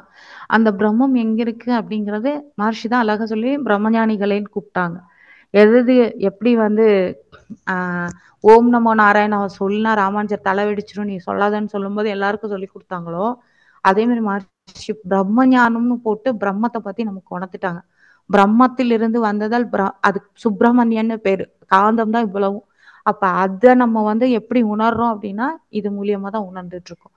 தத்துவமசி, நீனு நானு வேற இல்லை, எல்லாம் ஒண்ணுதான், தை யுவர் செல்ஃப் அப்படின்னு சாக்ரட்டிஸ் சொன்னதுதான் நமக்கு கொடுத்துருக்காங்க. இதை எப்படி உணர்றோம்? புத்தி, சித்தி, அகங்காரம், தெய்வ நிலைன்னு சொல்றாங்க. புத்தி எப்படி இருக்கு? நம்ம வந்து ஃபர்ஸ்ட் மேல் மனத்துல சொல்றோம், அது கரெக்டா அடிமனத்துக்கு நடுமனத்துக்கு போய் அடிமனம் ஆழ்மனத்துக்கு போனாதான் நமக்கு அது புரியும். அதுக்கடுத்து சித்தம் அப்படிங்கிறது நடுமனம். நடுமனம் வரைக்கும் இருந்தா ஓரளவுக்கு செய்வோம். மேல் மனத்துல அப்படி வந்து போயிட்டு இருக்கோம் அலை மாதிரி. அடுத்து நடுமனம், இது அடிமனத்துல இருக்கணும். அந்த அகங்காரம் அப்படிங்கிறது என்னது? ஈகோ இல்லை, இது நம்மளோட மனசோட ஆழ்நிலை. அந்த இதுக்கு நம்ம போய் எல்லாத்தையும் தெய்வ நிலையை உணர்ந்தோம் அப்படின்னா அது ஃபுல்லா நமக்குள்ளே இருக்கும். இப்ப பக்தி அப்படிங்கிறது எந்த வினயமும் இல்லாம நம்ம செய்யறது. ஒரு சின்ன கதை சொல்லி முடிச்சிடுறேன். ஒரு ஒரு பெரிய மடம் நடத்திட்டு இருந்தாங்க. அது மடத்துல வந்து எல்லாரும் என்ன பண்ணுவாங்கன்னா அவங்கவுங்க வேலையை அவங்கவுங்க கரெக்டா பண்ணிட்டே இருப்பாங்க. அது வைணவ மடம். எல்லா வேலையும் 2 நாள் சாப்பாடு உண்டு. ஏகாதசி அன்னைக்கு சாப்பாடே கிடையாது. அப்போ வந்து ஒரு வீட்டுல என்ன பண்ணாங்கன்னா, பையன் குண்டா இருக்கான், இவனை கொண்டு போய் அந்த மடத்துல விட்டுருவோம், 2 வேளை சாப்பாடு கொடுக்குறாங்க, இவன் கொஞ்சம் இளைச்சிருவான் அப்படின்னு சொல்லி கொண்டு போய் விட்டாங்க. அவன் வந்து 3 வேளை சாப்பிட்றவன். கொண்டு போய் விட்டோடனே அங்க சொல்லிட்டாங்க அந்த மடத்துல, காலையில ஒரு வேளை சாப்பாடு இருக்கும், 7 மணிக்கு சாப்பாடு இருக்கும், நம்ம சாப்பிடும்போது சர்வம் கிருஷ்ணார்ப்பணம்னு சொல்லி ஒரு துளசியை வச்சுட்டு தான் சாப்பிடணுன்ட்டு அவனுக்கு எல்லாம் சொல்லி தராங்க. அது எப்படி 11வது நாள் ஏகாதசி இல்லையா? என்ன இன்னைக்கு ஏன்னா ஃபர்ஸ்ட் நம்ம அதெல்லாம் தெரிஞ்சுக்கணும். இன்னைக்கு என்ன நட்சத்திரம், என்ன திதி, என்ன டேல இருக்கும், தமிழ் மாதத்துல என்ன இருக்கும். இன்னைக்கு கிருத்திகை நட்சத்திரம், ஆடி 31ல இருக்கும், நாளைக்கு ஆவணி 1, இன்னைக்கு வந்து அஷ்டமி திதி. இந்த மாதிரி நம்ம எல்லாமே நம்ம தெரிஞ்சுக்கணும். அஷ்டமி, அடுத்து நவமி, தசமி, ஏகாதசி வரும். ஏகாதசி அன்னைக்கு சாப்பிட மாட்டோம். ஐயோ நான் சாப்பிடாம எல்லாம் இருக்க மாட்டேன், எனக்கு சாப்பிடலன்னா எனக்கு ஒண்ணும் முடியாது அப்படிங்கிறான். அப்ப அந்த இதை பண்றவங்க என்ன சொல்றாரு, அந்த மேனேஜர் மாதிரி மடத்தை நிர்வகிக்கிறவங்க, நீ போய் அந்த பரிச்சாக்காரன் அதாவது சமையக்காரன்ட்ட போய் கேளு, அவன் உனக்கு ஏதாவது கொடுப்பான் அப்படின்னு அவர் சொல்லிடுறாரு.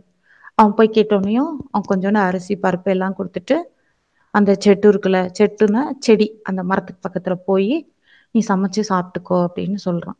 அவன் போறான். அவனுக்கு ஒரு ஆளுக்கு தான் கொடுத்துருக்காங்க அரிசி பருப்பு. அவன் வச்சு சமைக்கிறான்.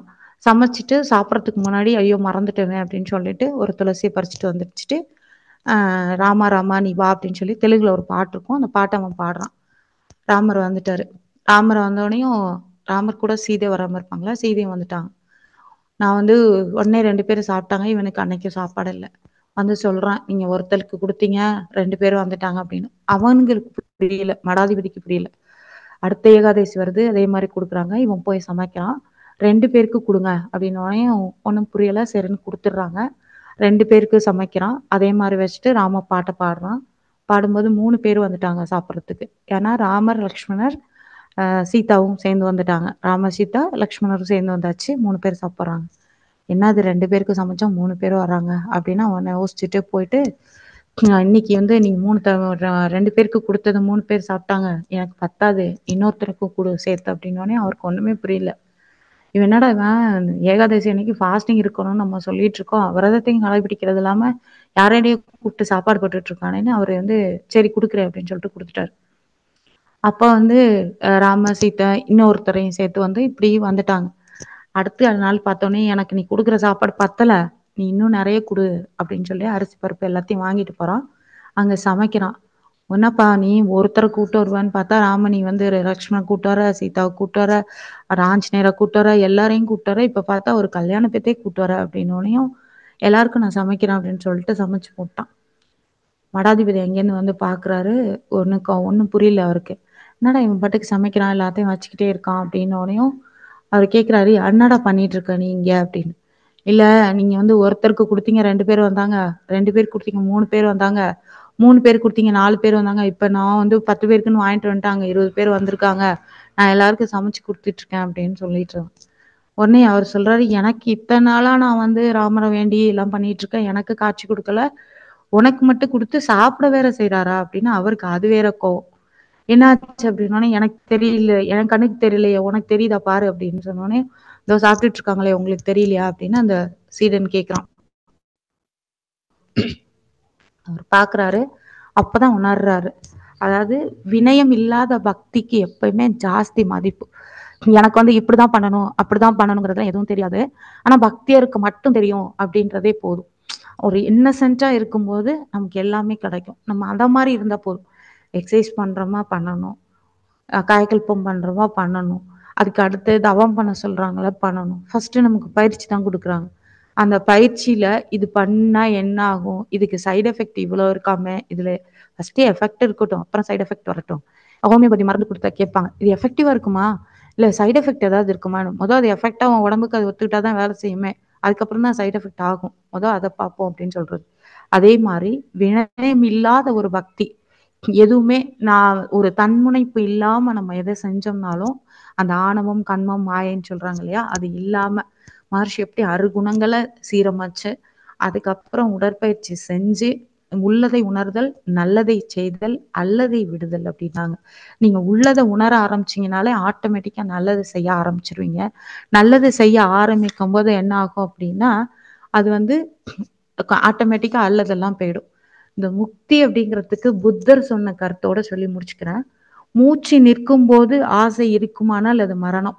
மூச்சு நிக்க போது அப்படின்னா அது வரைக்கும் ஐயோ நான் அதை செய்யல இதை செய்யல என் பேரனை பார்க்கல. அந்த காலத்துல பழமொழி சொல்லுவாங்க தெரியுமா? எப்படி போய் சாமியை வேண்டிக்கணும் அப்படின்னா, என் பேரனோட பேரனுக்கு தங்க கிண்ணத்துல பால் சோறு ஊற்ற 16 அடுக்கு மாளிகையில என் பேரனோட பேரனுக்கு தங்க கிண்ணத்துல பால் சோறு ஊட்டுறதை என் 2 கண்ணால பார்க்கணும்னு வேண்டிக்கணுமா. இதுல எல்லாமே அடக்கம். 16 அடுக்கு மாளிகை வந்துரும். தங்க கிண்ணம் வந்துரும். அவங்க செல்வாக்குல நல்லாயிடுறாங்க. இவங்களுக்கு உடல் ஆரோக்கியமா இருக்கு. இவங்க சந்ததிகளை பார்த்துடுறாங்க அப்படின்னு வேண்டிக்கிறது தான். அப்படி இருக்கும்போது மரணம் நிக்கிறபோது உங்களுக்கு மூச்சு நிற்கும்போது ஆசை இருக்குமானால் மரணம். ஆசை நின்ற பிறகு உனக்கு மூச்சு இருக்குமானால் அது முக்தி அப்படின்னு சொல்லியிருக்காரு புத்தர். அப்ப மகர்ஷி எப்படி சொல்லியிருக்காங்க? அத ஞானம்னு சொல்லிட்டாங்க. உங்களுக்கு எல்லாத்தையும் விடுத்து தான் நம்ம மேல போறோம். 3 தீகளை கடந்து நம்ம மேல போறோம். அதான் முக்தி. அதான் நம்மளோட ஞானம். எத மறைபொருளை நம்புவது அப்படிங்கிறது ஈமான் கொள்வது. எது மறைபொருள்? கடவுள், உயிர், மனம் இத மாரிலாம் இருக்குல்ல. இதெல்லாம் மறைபொருள்னு வச்சாங்க. இது எல்லாத்தையும் திறந்து எனக்கு வந்து நீ ப்ரூவ் பண்ணி காமின்னா பண்ண முடியாது. அதெல்லாம் உணர தான் முடியும். மகர்ஷி ஆனா பெரிய விஞ்ஞானி. மெய்ஞானம் பிளஸ் விஞ்ஞானம் 2ம் சேர்ந்தவங்க. அத எலக்ட்ரோ என்செஃபலோகிராம்ல நம்மளோட மன அலைச்சூழல் வேகத்த அத குறைச்சு alpha wave, beta wave, theta wave, delta வேவ்ஸ்ன்னு சொல்லி அந்த டெல்டா வேவ்ல வந்து 0 4லேருந்து இல்ல 3லேருந்து 0 குறையுது அப்படின்னு சொல்லி எல்லாம் பண்ணியிருக்காங்க. அப்ப இவ்வளவும் நமக்கு கொடுத்தத எப்பயுமே நான் சொல்றது உண்டு. நமக்கு வந்து பழத்தை கொடுக்கல, ஜூஸா கொடுத்துட்டாங்க. நீங்க ஜூஸை குடிச்சிட்டு அது எவ்வளவு சிறப்பு இருக்கு, அது நமக்கு என்னென்னலாம் பண்ணுது அப்படிங்கிறத அசை போட்டுட்டே இருக்கணும். அசை போட போட உங்களுக்கே நிறைய விஷயங்கள் கிடைக்கும். இதற்கு குருவருளும் திருவருளும் துணை நிற்குமாக. வாழ்க வையகம், வாழ்க வையகம், வாழ்க வளமுடன். உங்களோட சந்தேகங்களுக்கு நான் பதில் சொல்றேன். வாழ்க வளமுடன். தற்பொழுது அம்மா அவர்கள் நம்முடைய கேள்விகளுக்கு சிறப்பான பதிலினை அளிக்க இருக்கின்றார்கள். கேள்வி கேட்க விரும்பும் அன்பர்கள் தங்களுடைய கைபேசிகளை தாங்களே அன்மியூட் செய்து கொண்டு கேள்விகளை மட்டும் சுருக்கமாக கேட்கும் போது அது அனைவருக்கும் பயனுள்ளதாக அமையும் என்பதை தெரிவித்துக் கொண்டு முதல் அன்பராக ருக்மணி பாய் அம்மா, நீங்க அம்மா கிட்ட பேசலாமா? வாழ்க வளமுடன் அம்மா. அம்மா வாழ்க வளமுடன். வாழ்க வளமுடன். வாழ்க வளமுடன். இன்னைக்கு வீட்டுல இருந்து ரொம்ப சிறப்புங்கம்மா. பக்தி மார்க்கம் வந்துட்டு நீங்க பக்திய முக்தி அப்படின்ட்டு 2 இதுவும் ரொம்ப நல்லா சொன்னீங்க. நாங்க பக்தி மார்க்கத்திலிருந்து தான் இதுக்கு வந்திருக்கோம். ஆனா ஞான மார்க்கத்தை இன்னும் புரிஞ்சு கொண்டுதான் இருக்கிறோம். இருந்தாலும் இந்த அளவுக்கு நீங்க சொன்னது ரொம்ப சந்தோஷமா இருக்குங்க. ரொம்ப சிறப்பு. நான் லாஸ்ட் இயர் MRC கோர்ஸ்க்கு வந்தப்ப உங்களை சந்திச்சிருக்கேங்கம்மா. உங்ககிட்ட பேசியிருக்கேன். அதுவும் எனக்கு ஒரு சந்தோஷமான ஒரு விஷயம். சரிங்கம்மா. எனக்கு ஒரு கேள்விங்கம்மா. கேளுங்க. இப்போ முக்தி அப்படின்னீங்க. நீங்க சொன்னது கரெக்ட் தான். நாங்க எல்லாமே அப்படிதான் நினைச்சிட்டு இருக்கோம், இறந்த பிறகுதான் முக்தி கிடைக்கும் அப்படின்ட்டு. ஆனா நம்ம இதுலயே முக்தி என்னது சொன்னது ரொம்ப பெருமையா இருக்குங்க.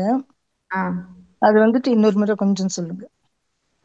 இப்போ நீங்க வந்து துரியாதீதம் போறோம் இல்லையா? ஆமாங்க. நீங்க எது வரைக்கும் பயிற்சி எடுத்திருக்கீங்கம்மா? நான் வந்துட்டு இதுங்க பேராசிரியருங்க. அப்போ ஓகே. நீங்க வந்து இப்ப நம்ம ஒவ்வொரு தடவையும் அந்த ஞானம், அந்த பதமுக்தி பரமுக்தி சொன்னேன் இல்லையா? ஞானம் அப்படிங்கிறது ஞானம் அடைகிறது. மகர்ஷி நமக்கு ஞானம் அடைகிறத குண்டலினி மகாசக்தியில தான் ஏத்துறாங்க. நமக்கு ஆகினே சொல்லியிருக்கோம். அடுத்து துரியாதீதம் போறோம் இல்லையா?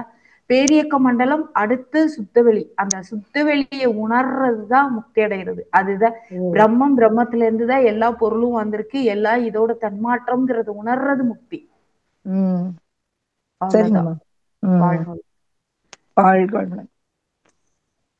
நன்றி அம்மா. அடுத்ததாக கிருபாநிதி அம்மா, நீங்க அம்மா கிட்ட பேசலாமா? வாழ்க வளமுடன்.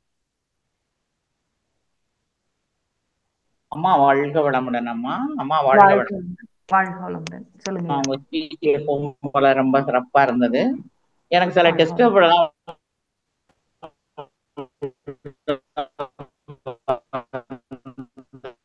வாழ்க வளமுடன்மா. நீங்க பேசுறது சரியா புரியலமா. வீட்டுக்கு வந்துட்டாங்க, அதனால உயிரை விடும்போது. அம்மா வாழ்க வளமுடன். கேக்குதாமா? அம்மா வாழ்க வளமுடன். கேக்குதாமா? கேக்குது. Network problem. அம்மா கேக்குதாமா? கேக்குது. எனக்கு கொஞ்சம் டிஸ்டர்பா போச்சு. நான் தொடர்ந்து கேட்க முடியல. 10 நிமிஷம் பிரேக் ஆகி போச்சு. நான் யூடியூப்ல கேட்டுக்கிறேன். எனக்கு ஒண்ணுமா, நீங்க உயிரை விடும்போது உன்னுடைய எண்ணம் எப்படி இருக்க வேண்டும்னு நீங்க சொன்னீங்க. அதாவது நீ ஆசையை விட்டுட்டு உயிரை விட போறியா, இல்ல உயிரை விட்ட பிறகு ஆசை வரப்போதா, என்னமோ ஒண்ணு சொன்னீங்கம்மா. அதோடைய விளக்கம் என்ன? அது நம்ம எப்படி புரிஞ்சுக்கிறது? மத்தவங்க எப்படி போறாங்கிறத நம்ம எப்படி புரிஞ்சுக்க முடியுமா? நம்ம மத்தவங்க போறதை புரிஞ்சுக்க முடியாது, நம்ம போறதுதான் புரிஞ்சுக்க முடியும். ஏன்னா எவ்வளவு கருவிகள் வந்தாலும் என் மனசுல என்ன நினைக்கிறேன்னு உங்களால கண்டுபிடிக்க முடியாது, உங்க மனசுல என்ன நினைக்கிறீங்கன்னு என்னால கண்டுபிடிக்க முடியாது, யாராலையும் முடியாது. உங்களோட ஒய்ஃப், உங்களோட குழந்தை யாராலையும் கண்டுபிடிக்க முடியாது. என்ன புத்தர் சொல்லியிருக்காருன்னா, மூச்சு நிற்கும் போது ஆசை இருக்குமானால் மரணம். மூச்சு நிற்கும் போது, அதனாலதான் நான் 3 ஆசை இருந்திருக்கு அப்படின்னு சொல்லிட்டு ஊர்ல இருந்தாங்க. அந்த ஊர்ல உள்ள மண்ணை கரைச்சி ஊத்தணும், பால் ஊத்தணும் அப்படின்லாம் சொல்லுவாங்க. அதெல்லாம் சாவியெல்லாம் கொடுப்பாங்கம்மா, நான் பாத்திருக்கேன். பெரிய வயசானவங்க சாவியெல்லாம் கையில கொடுப்பாங்க. ஓகே, இதெல்லாம் நம்ம வச்சிருக்க சடங்கு முறை. அந்த ஆத்மாவுக்கு அது தெரியுமான்னு தெரியாது. ஏன்னா இங்க இதுல என்ன சொல்லுவாங்கன்னா, நீங்க உயிர் விடும்போது இறைநிலை கூட கருணையே உங்களை அன்கான்சியஸ் ஆகிதான் அது வாங்கும்.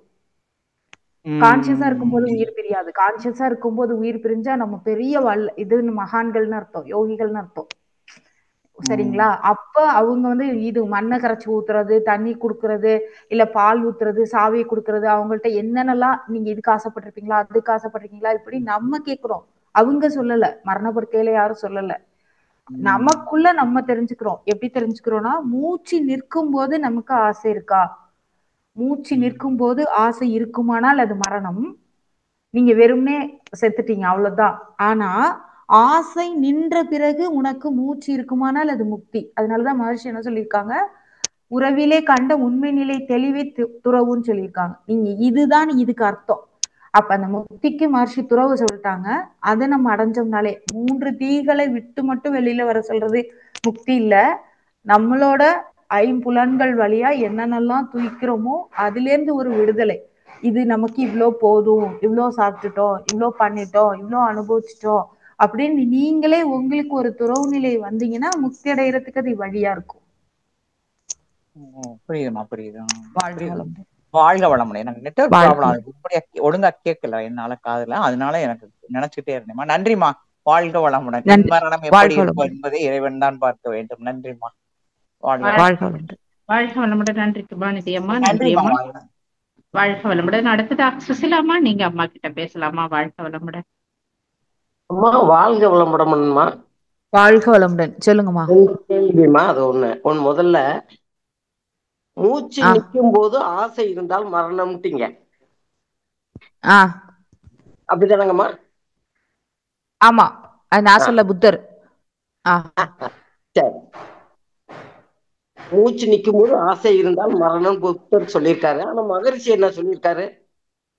அது மகர்ஷி அந்த இதுக்கே போகல. அடுத்த லைன் பாருங்க. ஆசை நின்ற பிறகு உனக்கு மூச்சு இருக்குமானால் முக்தின்ட்டாங்க. ஆசை நின்ற பிறகு, ஆசை நின்ற பிறகு. அதனாலதான் நான் என்ன சொன்னேன், உறவிலே கண்ட உண்மை நிலை தெளிவே துறவு. எல்லா பொருள்லையும் பற்று இருக்கணும், பற்று இருக்க கூடாது. எப்படி சொல்லுவாங்க, விட்டுதடி ஆசை விளாம்பழத்து ஓட்டோடன்னு சொல்லுவாங்க. விளாம்பழமும் புளியம்பழமும் பார்த்து நம்ம வளரணும்னு சொல்லுவாங்க. சின்னதா இருக்கும் போதுல எல்லாமே பற்று இருக்கும். போக போக வயசானோனையும் ஓடு தனியா பழம் தனியா பிரிச்சிடலாம். விளாம்பழத்திலையும் பிரிச்சிடலாம், புளியம்பழத்திலையும் பிரிச்சிடலாம். நம்ம தாமரை இலை தண்ணீர் போலதான் இருக்கணும் எல்லாமே. இப்ப மகர்ஷி சொல்ற 2 உதாரணம். பால் காயுது, பால் காய்ச்சிட்டே இருக்கும்போது பொங்கி வருது அப்படின்னா நம்ம கையில புடுதுணியை வச்சு பிடிச்சு எடுப்போம். அடுத்து நைட்டு படுக்க போகும்போதுதான் பாய்த்தலவாணி எடுத்து போடுவோம். அதுக்கப்புறம் அதை எடுத்து வச்சிருவோம். நீங்க பாய்த்தலவாணி வேணுங்கிறதுனால பகல் ஃபுல்லா தலையில வச்சுட்டு அலைய மாட்டோம். பிடித்து பால் காய்ச்சிட்டு வேணுங்கிறதுக்காக கையில வச்சுட்டே இருக்க மாட்டோம். அப்ப தேவைக்கு எடுத்து தேவைக்கு வைக்கிறோம் இல்லையா? அத மாதிரிதான் வாழ்க்கையில எல்லா பொருளோடையும் தொடர்பு கொள்ளணும்னு சொல்லுவாங்க. ஆமாமா. இல்ல நான் என்ன கேட்கிறேன்னா, மூச்சு நிற்கும் போது ஆசை இருந்தால் மரணம், அது மரணம். அப்ப ஆனா இன்னொன்னு என்ன சொன்னீங்க, ஆசை நின்ற பிறகு உனக்கு மூச்சு இருக்கும். அதுக்கு நான் போகல. இன்னொன்னு என்ன சொன்னீங்க, இயற்கையே அந்த மரணம் நிகழ்றத தெரியாம வச்சிருக்கும்னு சொன்னீங்க. ஆமா. அப்ப எப்படி அந்த இடத்துல மூச்சு நிற்கும் போது ஆசை இருந்தால் அந்த இடத்துல மரணம், நம்ம அதை எப்படி ரெண்டையும் டேலி பண்ணிக்கிறது? டேலி பண்ணிக்கிறது இது மூச்சு நிற்கும் போது ஆசை இருக்குமானால்னா அது உங்களுக்கு மட்டும்தான் தெரியும். அன்கான்சியஸ் ஆகுறதுக்கு முன்னாடி வரைக்கும் நீங்க கான்சியஸா இருப்பீங்க இல்லையா? அந்த டயத்துல உங்களுக்கு இருக்கிறது உங்களுக்கு மட்டும்தான் தெரியும். அப்ப நீங்க வாய் திறந்து சொல்லிட்டீங்கன்னா ஓகே. அதாவது யாரோ ஒரு பர்சன் வச்சுக்கோங்க, ஒரு அவருக்கு கான்சியஸ் இருக்கும் வரைக்கும் ஆசை இருந்துட்டே இருக்கு. அடுத்தது அன்கான்சியஸ் ஆக போறாங்க அப்படின்னா அவங்களுக்கு அது இருந்துச்சுன்னா அது மரணம்னு சொல்லியிருக்காரு புத்தர். எல்லாம் துறந்துட்டு வரணும்னு சொல்றதாமா, வேற ஒண்ணுமே இல்ல. நீங்க எல்லாத்தையும் ஒவ்வொரு படிப்படியா நீங்க தவம் பண்ண அதுல இருந்து விட்டுட்டே வந்துட்டே இருப்பீங்க. சின்ன குழந்தையில நமக்கு ஒண்ணு பிடிக்கும், நீங்க பெரியவங்களாகும் போது பிடிக்காது. Taste gets distaste, distaste gets டேஸ்ட்னு சொல்லுவாங்க. எப்படி டேஸ்ட் இருக்கும், குழந்தையா இருக்கும்போது பால் மட்டும் தான் சாப்பிட்டுட்டே இருப்போம். பெரியவங்களானோடனே பால் சாப்பிடறதுல விட்டுட்டு அடுத்தது சாப்பிட ஆரம்பிச்சிருவோம். சரிங்களா? அத மாதிரிதான் இத நான் சொல்றேன். மூச்சு நிற்கும் போது ஆசை இருக்குமானால்னா அது அவங்கவுங்களுக்கு தான் அந்த ஸ்கேலு. நான் அளக்க முடியாது. அவங்கவுங்களுக்கு உள்ள ஸ்கேல். ஆனா மரணம், ஆனா இயற்கையே அதை அந்த இதை உணர்ந்துக்க முடியாத போது வச்சிருக்குன்னு சொல்லும் போது அந்த இடத்துல ஆசைன்னு அந்த இடத்துல எப்படி வரும்னு கேக்குறேன். அதுக்கு முன்னாடி ஸ்டேஜ் வரைக்கும் தான் நீங்க நிறுத்திக்கணும். எந்த ஸ்டேஜ்ல? கான்சியஸா இருக்கிற வரைக்கும் தான். உங்களுக்கே அது தெரிஞ்சிருச்சு, நம்மளுக்கு இன்னும் இந்த ஆசையெல்லாம் நிறைவேறல அப்படின்னு நினைச்சிட்டோம்னா தான் அது. இல்ல நான் எல்லாத்தையும் திறந்து வந்துட்டேன், அன்கான்சியஸ் ஆகும்போது உங்களுக்கு அது தெரியாது. எப்படி சொல்லுவாங்கன்னா, நீங்க இப்படி புரிஞ்சுக்கோங்க. எப்படி புரிஞ்சுக்கணும் அப்படின்னா, இப்போ ஒருத்தவங்க இறக்கும்போது அவங்க நிறைய ஆசையோடயே இருந்தாங்கன்னா அது மரணம். அதுக்கு முக்தி இல்ல. அவங்க எதுவுமே உணரல.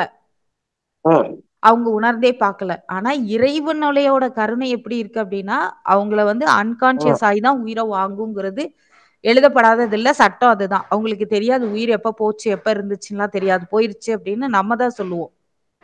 அத சொன்னேன் நானு. அதுக்கு முன்னாடி ஸ்டேஜ் கான்ஷியஸா இருக்கும்போது தான் அது நினைச்சுக்கணுமே தவிர, இதுக்கு டைரக்ட்டா மீனிங் எடுக்க கூடாது. செத்தோனையும் அவங்க தான் அன்கான்ஷியஸ் ஆகி செத்துட்டாங்களே, அவங்களுக்கு அது மரணமா முக்தியானே அவங்களுக்கே தெரியாது. நமக்கு சரிங்கம்மா. ஆ. அப்ப சரிங்க. முடிச்சிட்டீங்களாம்மா? சரி. முடிச்சிட்டேன். இன்னும் ஒரு தடவை போன தடவை ஸ்பீச் பேசும்போது ஏகாதேசி விரதத்துல எதை எடுத்துக்கணும், ஏதோ இது இந்த திதிக்கு அப்புறமா ஒரு தடவை சொன்ன மாதிரி ஒரு ஞாபகம். அது என்னங்கம்மா? அதாவது நம்ம ஏகாதேசி உடம்புல வந்து விரதம். ஏகாதசி திதிக்கு விரதம் இருந்தோம்னா கேன்சர் செல்ஸ் உருவாகாதுன்னு கண்டுபிடிச்சிருக்காங்க.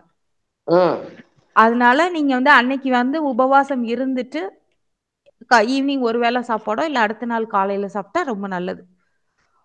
இல்ல அது ஏதோ ஒரு திதிக்கு ஏதோ ஒரு சொன்னீங்க, ஏதோ ஒரு ஏகாதசி அப்படி செய்யுங்க நீங்க போன தடவை ஸ்பீச்ல. இல்ல எல்லா ஏகாதசியுமே எல்லா மாசத்துக்கு எல்லா ஆமா. ஏகாதசியுமே ஃபாஸ்டிங் இருக்கிறது நல்லது. உங்களுக்கு வந்து உடம்புல எந்த வியாதியும் இருக்காது. வளர்பிறை எடுத்துக்கிறோம், தேய்பிறை எடுத்துக்கோமா? நீங்க ஃபர்ஸ்ட் ஒரு வேளை எடுத்துக்கோங்க. ஜூஸ் மட்டும் சாப்பிடுங்க. கொஞ்சம் கொஞ்சமா கொண்டு வாங்க. எடுத்தோனே ஃபாஸ்டிங் இருக்கிறதுக்கு மனசு ஒத்துக்காது, உடம்பு ஒத்துக்காது. இன்னைக்கு ஃபாஸ்டிங் இருக்கணும்னா நேத்தே சொல்லியிருக்கணும். நான் நாளைக்கு ஃபாஸ்டிங் இருக்க போறேன் அப்படின்னு சொன்னா உடம்பு அவ்வளோ சந்தோஷப்படும். வயிறு அவ்வளோ சந்தோஷப்படும். அப்ப நீங்க என்ன பண்ணணும்னா ஒரு வேளை சாப்பாடை 7 மணிக்கு முன்னாடி முடிச்சிடுறது, 7 மணிக்கு உள்ள முடிச்சிடுறது அப்படி வச்சுக்கோங்க. இன்னைக்கு முத நாள். ஆமா. முத நாள் இல்ல அன்னைக்கு. ஏகாதசி அன்னைக்கு காலையில இன்னைக்கு ஏகாதசினா காலையில 7 மணிக்குள்ள லைட்டா ஏதாவது ஒரு ஃபுட் பழமோ, ஒரு பாலோ ஏதோ எடுத்துட்டு விட்டுறணும். ஹோல் டே அப்படியே இருந்துட்டு 7 மணிக்கு அப்புறம் ஏதாவது லைட்டா சாப்பிடணும். ஒருவேளை அது பேரே ஒரு பொழுதுன்னு சொல்லுவாங்க. ஏதாவது ஒரு நைட் 7க்கு சாப்பிடறத விட காலையில 7 மட்டும்தான் ஒரு பொழுது. நைட் 7க்கு கிடையாது. கிடையாது. நைட்டு சாப்பிடக்கூடாது. காலையில 7க்குள்ள பழமோ ஏதோ ஒரு ஆமா குடிச்சிட்டு அது இருக்கணும். அது பழகுறதுக்கு கொஞ்சம் லேட் ஆகும். தண்ணி நிறைய எடுத்துக்கணும். ஜூஸ் ஏதாவது குடிச்சுக்கோங்க இடையில. திடாகாரமா சாப்பிடாம திரவமா நைட் என்ன சாப்பிடுறது? முதல் நாள் நைட்டு நீங்க எப்பயும் போல சாப்பிட்டுக்கோங்கம்மா. அது அவங்கவுங்க விரத முறைங்கிறது அவங்கவுங்களோட சேர்ந்தது. According to body condition. Body condition. நான் என்ன சொல்றேன்னா அன்னைக்கு விரதம் இருக்கேன்னா ரொம்ப நிறைய சாப்பிடுறவங்க கம்மியா சாப்பிடுங்க. கம்மியா சாப்பிடுறவங்க கொஞ்சம் இது திடவத்துல இருந்து திரவத்துக்கு மாறுங்க. ஏகாதசிக்கு மறுநாள் சாப்பிட்டுக்கலாம். வாழ்க வளமுடன். வாழ்க வளமுடன்மா. 2 ஏகாதசியுமே அவசியம்தான். வளர்பிறை தேய்பிறை மாற்றம் இருக்கா? ஆமா. இல்ல வளர்பிறை ஏகாதசி தேய்பிறை ஏகாதசி ரெண்டுமே முக்கியம். ஒரு வருஷத்துக்கு 25 ஏகாதசி வரும். ஒரு மாச சமயத்துல கூட வரும். 25 ஏகாதசி முக்கியம். சரிங்கம்மா. அப்புறம்மா இந்த காயத்ரி மந்திரமும் இது இருக்குல்ல, மந்திரம் வச்சிருக்காங்களா காயத்ரி, இந்த இன்னொரு மந்திரம், அது நம்ம தியானத்துல எதுக்கு ஈக்குவல்? சந்தியாவந்தனமும் அதை நான் ஆராய்ச்சி பண்ணி சொல்றேன். நீங்க தனியா கேளுங்க. வாழ்க வளமுடன். நன்றி அம்மா. நிறைய விஷயங்கள் தெரிஞ்சுக்கிட்டோம். வாழ்க வளமுடன்மா. நிறைய ஏகாதசியை பத்தி எல்லாமும் நிறைய அது கேன்சர் செல் உருவாகாதுங்கிறத பத்தி எல்லாம் நல்ல புதுமையான விஷயங்கள் நிறைய தெரிஞ்சுக்கிட்டோம். நன்றி அம்மா. அடுத்ததாக ராமையா, நீங்க அம்மா கிட்ட பேசலாம். வாழ்க வளமுடன். அம்மா வாழ்க வளமுடன். அம்மா எனக்கு ஒருத்தவங்களை வந்து ரிவெஞ்ச் பண்ணணுன்ற எண்ணம் வந்து ஒரு 3 மாசமா என்னை துரத்திக்கிட்டே இருக்குதுங்கம்மா. ஆனால் எனக்கு தெரியுது பாவப்பதிவு வந்து கூடும் அப்படின்ட்டு தோணுது. பட் ஆனால் என்ன நான் ரொம்ப அவங்க மேலே வந்து பற்றா இருக்கேன். அதாவது தவறாக சொல்ல முடியாது. அதாவது அவங்க பெண் தான். அவங்களும் மேரேஜ் ஆனவங்க. அவங்க ஒரு 3 வருஷமா நாங்கள் ஒன்றா ரொம்ப பழகிட்டு இருந்தோம். ஃப்ரெண்ட்லியாக பழகிட்டு இருந்தோம். ஃபேமிலி டு ஃபேமிலி வந்து இப்போ வந்து திடீர்னு அவங்களோட கேரக்டரில் வந்து ரொம்ப அவங்க ஃபேமிலி கப்பிள்ஸோட கேரக்டர்லேயே ரொம்ப மாறுதல் வந்து ஒரு சண்டை மாதிரி ஆயிடுச்சு 3 மாதத்துக்கு முன்னாடி. அவ்வளோ க்ளோஸாக இருந்தாங்க. எனக்கு நடுவில் வேலை போச்சு. அந்த நேரத்துலலாம் கொஞ்சம் குத்தி காட்டி பேசிட்டாங்க. கொஞ்சம் வந்து இதான் வாழ்க்கை அப்படின்ற மாதிரி சொல்லிட்டாங்க. அதனால திடீர்னு நம்பரை பிளாக் பண்ணிட்டு போயிட்டாங்க. அந்த மாதிரி ரொம்ப மன கஷ்டத்தை கொடுத்துட்டாங்க. ஆனால் வந்து அவங்கள அப்படியே மன்னிச்சு விடவும் முடியல. அதாவது பேசாமலும் இருக்க முடியல. சரி நம்பர் எல்லாம் பிளாக் பண்ணிட்டு வந்துடலாம், இது பண்ணிடலாம்னா அதுவும் கஷ்டமா இருக்குது. அதாவது வேலை செய்யறப்ப கூட அந்த அன்கான்சியஸா அந்த அவங்க நினைப்பு வந்துகிட்டே இருக்குதுமா. அது ரொம்ப எனக்கு சிரமமா இருக்குது. இதை விட்டுட்டு எப்படியாவது வெளில வரணும்னு பாக்குறேன். இதனால என்னோட வேலை லைஃபும் பாதிக்குதுங்கம்மா. ஓகே. எதை மறக்கணும்னு நினைக்கிறோமோ அதை நினைக்க மறக்கணும். புரிஞ்சுச்சா? எதை மறக்கணும், அதை நினைக்க மறக்கணும். ஓகே, நினைக்கிறது எப்படி மறக்குது, ஆனா என்ன வந்துகிட்டே இருக்குது? மேல் பதிவு மேல் பதிவு ஃபுல்லாக ம் மேல் பதிவு போட்டே இருக்கணும். இப்போ உங்களுக்கு வந்து நான் பீச்சில் போகிறேன், நான் பீச்சில் இருக்கேன், காலை நினைக்கிறேன், இல்லை நயகரா நீர்வீழ்ச்சியில் குளிச்சிட்டு இருக்கேன். இந்த மாதிரி அந்த சூழ்நிலையிலேருந்து வேற ஒரு சூழ்நிலைக்கு மாறணும். இப்போ நீங்கள் எங்கே இருக்கீங்களோ அந்த இடத்துல இருக்கிறத விட கொஞ்சம் மாற்றிக்கணும். மேல் பதிவு நிறைய போடணும், தவம் நிறைய பண்ணணும், ரிலாக்ஸேஷன் பண்ணணும். ஏதாவது ஒரு மந்திரத்தை எடுத்து மனசுக்குள்ள ஊறு போட்டுட்டே இருக்கணும். அது வர்ற, அதாவது அதை நினைக்க கூடாதுன்னு நினைக்கிறத விடணும். உங்களை பத்தி நினைக்க கூடாது அப்படின்னு நீங்க சொல்றதை விட்டுருங்க. ஆட்டோமேட்டிக்கா அது போயிடும். நீங்க அதையோ அவங்கள பத்தி நினைக்கிறோம், அவங்கள பத்தி யோசிக்கிறோம், அவங்கள பத்தி பண்றோங்கிறதே விட்டுருங்க. உங்களை நிறைய சுய வாழ்த்துங்க, அநாகதத்துல இருந்து வாழ்த்துங்க. நீங்க உங்களுக்கு 9 மைய தவம் தெரியுமா? அநாகதத்துல இருந்து வாழ்த்துங்க. ஃபர்ஸ்ட் ஒதுக்கி போகணும், ஒதுக்கிடணும், வாழ்த்தணும்னு மகர்ஷி சொல்லியிருக்காங்க. உங்களுக்கு எது பிடிக்குதுன்னு பாருங்க. ஒதுக்கிடலாமா, ஒதுங்கி போயிடலாமா, இல்ல நீங்க வாழ்த்திடுறீங்களா? 3 தான். டூ ஆர் டைன்னு சொல்லுவாங்க. ஃபைட் ஆர் ஃபிளைட், 2 கான்செப்ட் தான் ஸ்ட்ரெஸ்ஸுக்கு. ஒன்னு ஃபைட் பண்ணணும், இல்ல நான் ஃபைட் பண்ண விரும்பல அப்படின்னா ஃபிளைட் ஓடிடணும். மான் கராத்தேன்னு சொல்லுவாங்க இல்லையா, அதுதான். அது ஓடிட்டே இருக்க வேண்டியதுதான்.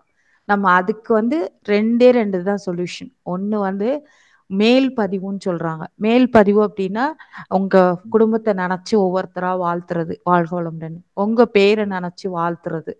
இல்லாட்டி ஏதாவது ஒரு டயத்தை எடுத்துக்க வேண்டியது, நோட்டை எடுத்து எழுதுறது வந்து ரொம்ப ரொம்ப பெருசா சொல்லும். ஒண்ணுதான், வாழ்க வையகம், வாழ்க வையகம், வாழ்க வளமுடன்ற தாரக மந்திரத்தை 21 முறை எழுதுறீங்க டெய்லி. ஒரு நோட்டு போட்டு ஒரு டைம் வச்சுக்கோங்க. மார்னிங்னா உங்களுக்கு இந்த மாதிரி நினைப்பு வருதா, மறுபடி போய் அந்த நோட்ல 21 தடவை எழுதுங்க. நோட்டு சீக்கிரம் தீந்துரும், மனசு மாறிடும். இப்ப அவங்கள வாழ்த்தணுமாமா? அவங்கள வாழ்க வளமுடன் வாழ்த்திருங்க. இந்த நோட்டை எழுத சொல்லியிருக்கேன் உங்களை. நீங்க நோட் எழுதிட்டே இருக்கீங்க. நீங்க நோட் எழுதும்போது மறுபடியும் அந்த ஞாபகம் வருது அப்படின்னா அவங்கள வாழ்த்திட்டு திருப்பி நோட் எழுதிருங்க, வேலை செய்யறது போக. ஏன் அவ்வளவு முக்கியத்துவம் கொடுக்கணும்? நான் கேக்குறது புரியுதா? எதுக்கு அவங்களுக்கு அவ்வளவு முக்கியத்துவம் கொடுக்கணும்? நம்மள வேண்டான்னு சொல்றவங்கள நம்ம ஏன் மதிக்கணும்? நம்ம ஏன் அவங்களுக்கு அவ்வளவு மதிப்பு கொடுத்து அவ்வளவு இது பண்ணும்? மனசு ரொம்ப நீங்க ஆக்சுவலா பார்த்தா ரொம்ப இலகினவங்களா இருக்க வச்சுதான் அவ்வளவு தூரம் யோசிக்கிறோம். அது வேண்டாம் வேண்டாம். அதனால சல்லிக்கு பிரயோஜனம் கிடையாது. எதுக்கு? நமக்கு உங்களுக்கு ஆகுமான வேலை எவ்வளவோ இருக்கும் இல்லையா? உங்களோட தொழில் பார்க்கணும், உங்களோட குடும்பம் பார்க்கணும், உங்களோட குழந்தைகளை பார்க்கணும், உங்களோட பெற்றோர்களை பார்க்கணும், நம்ம மன்றத்துக்கு என்ன செய்யணும், சமுதாயத்துக்கு என்ன செய்யணும், இதெல்லாம் நீங்க யோசிச்சீங்களா?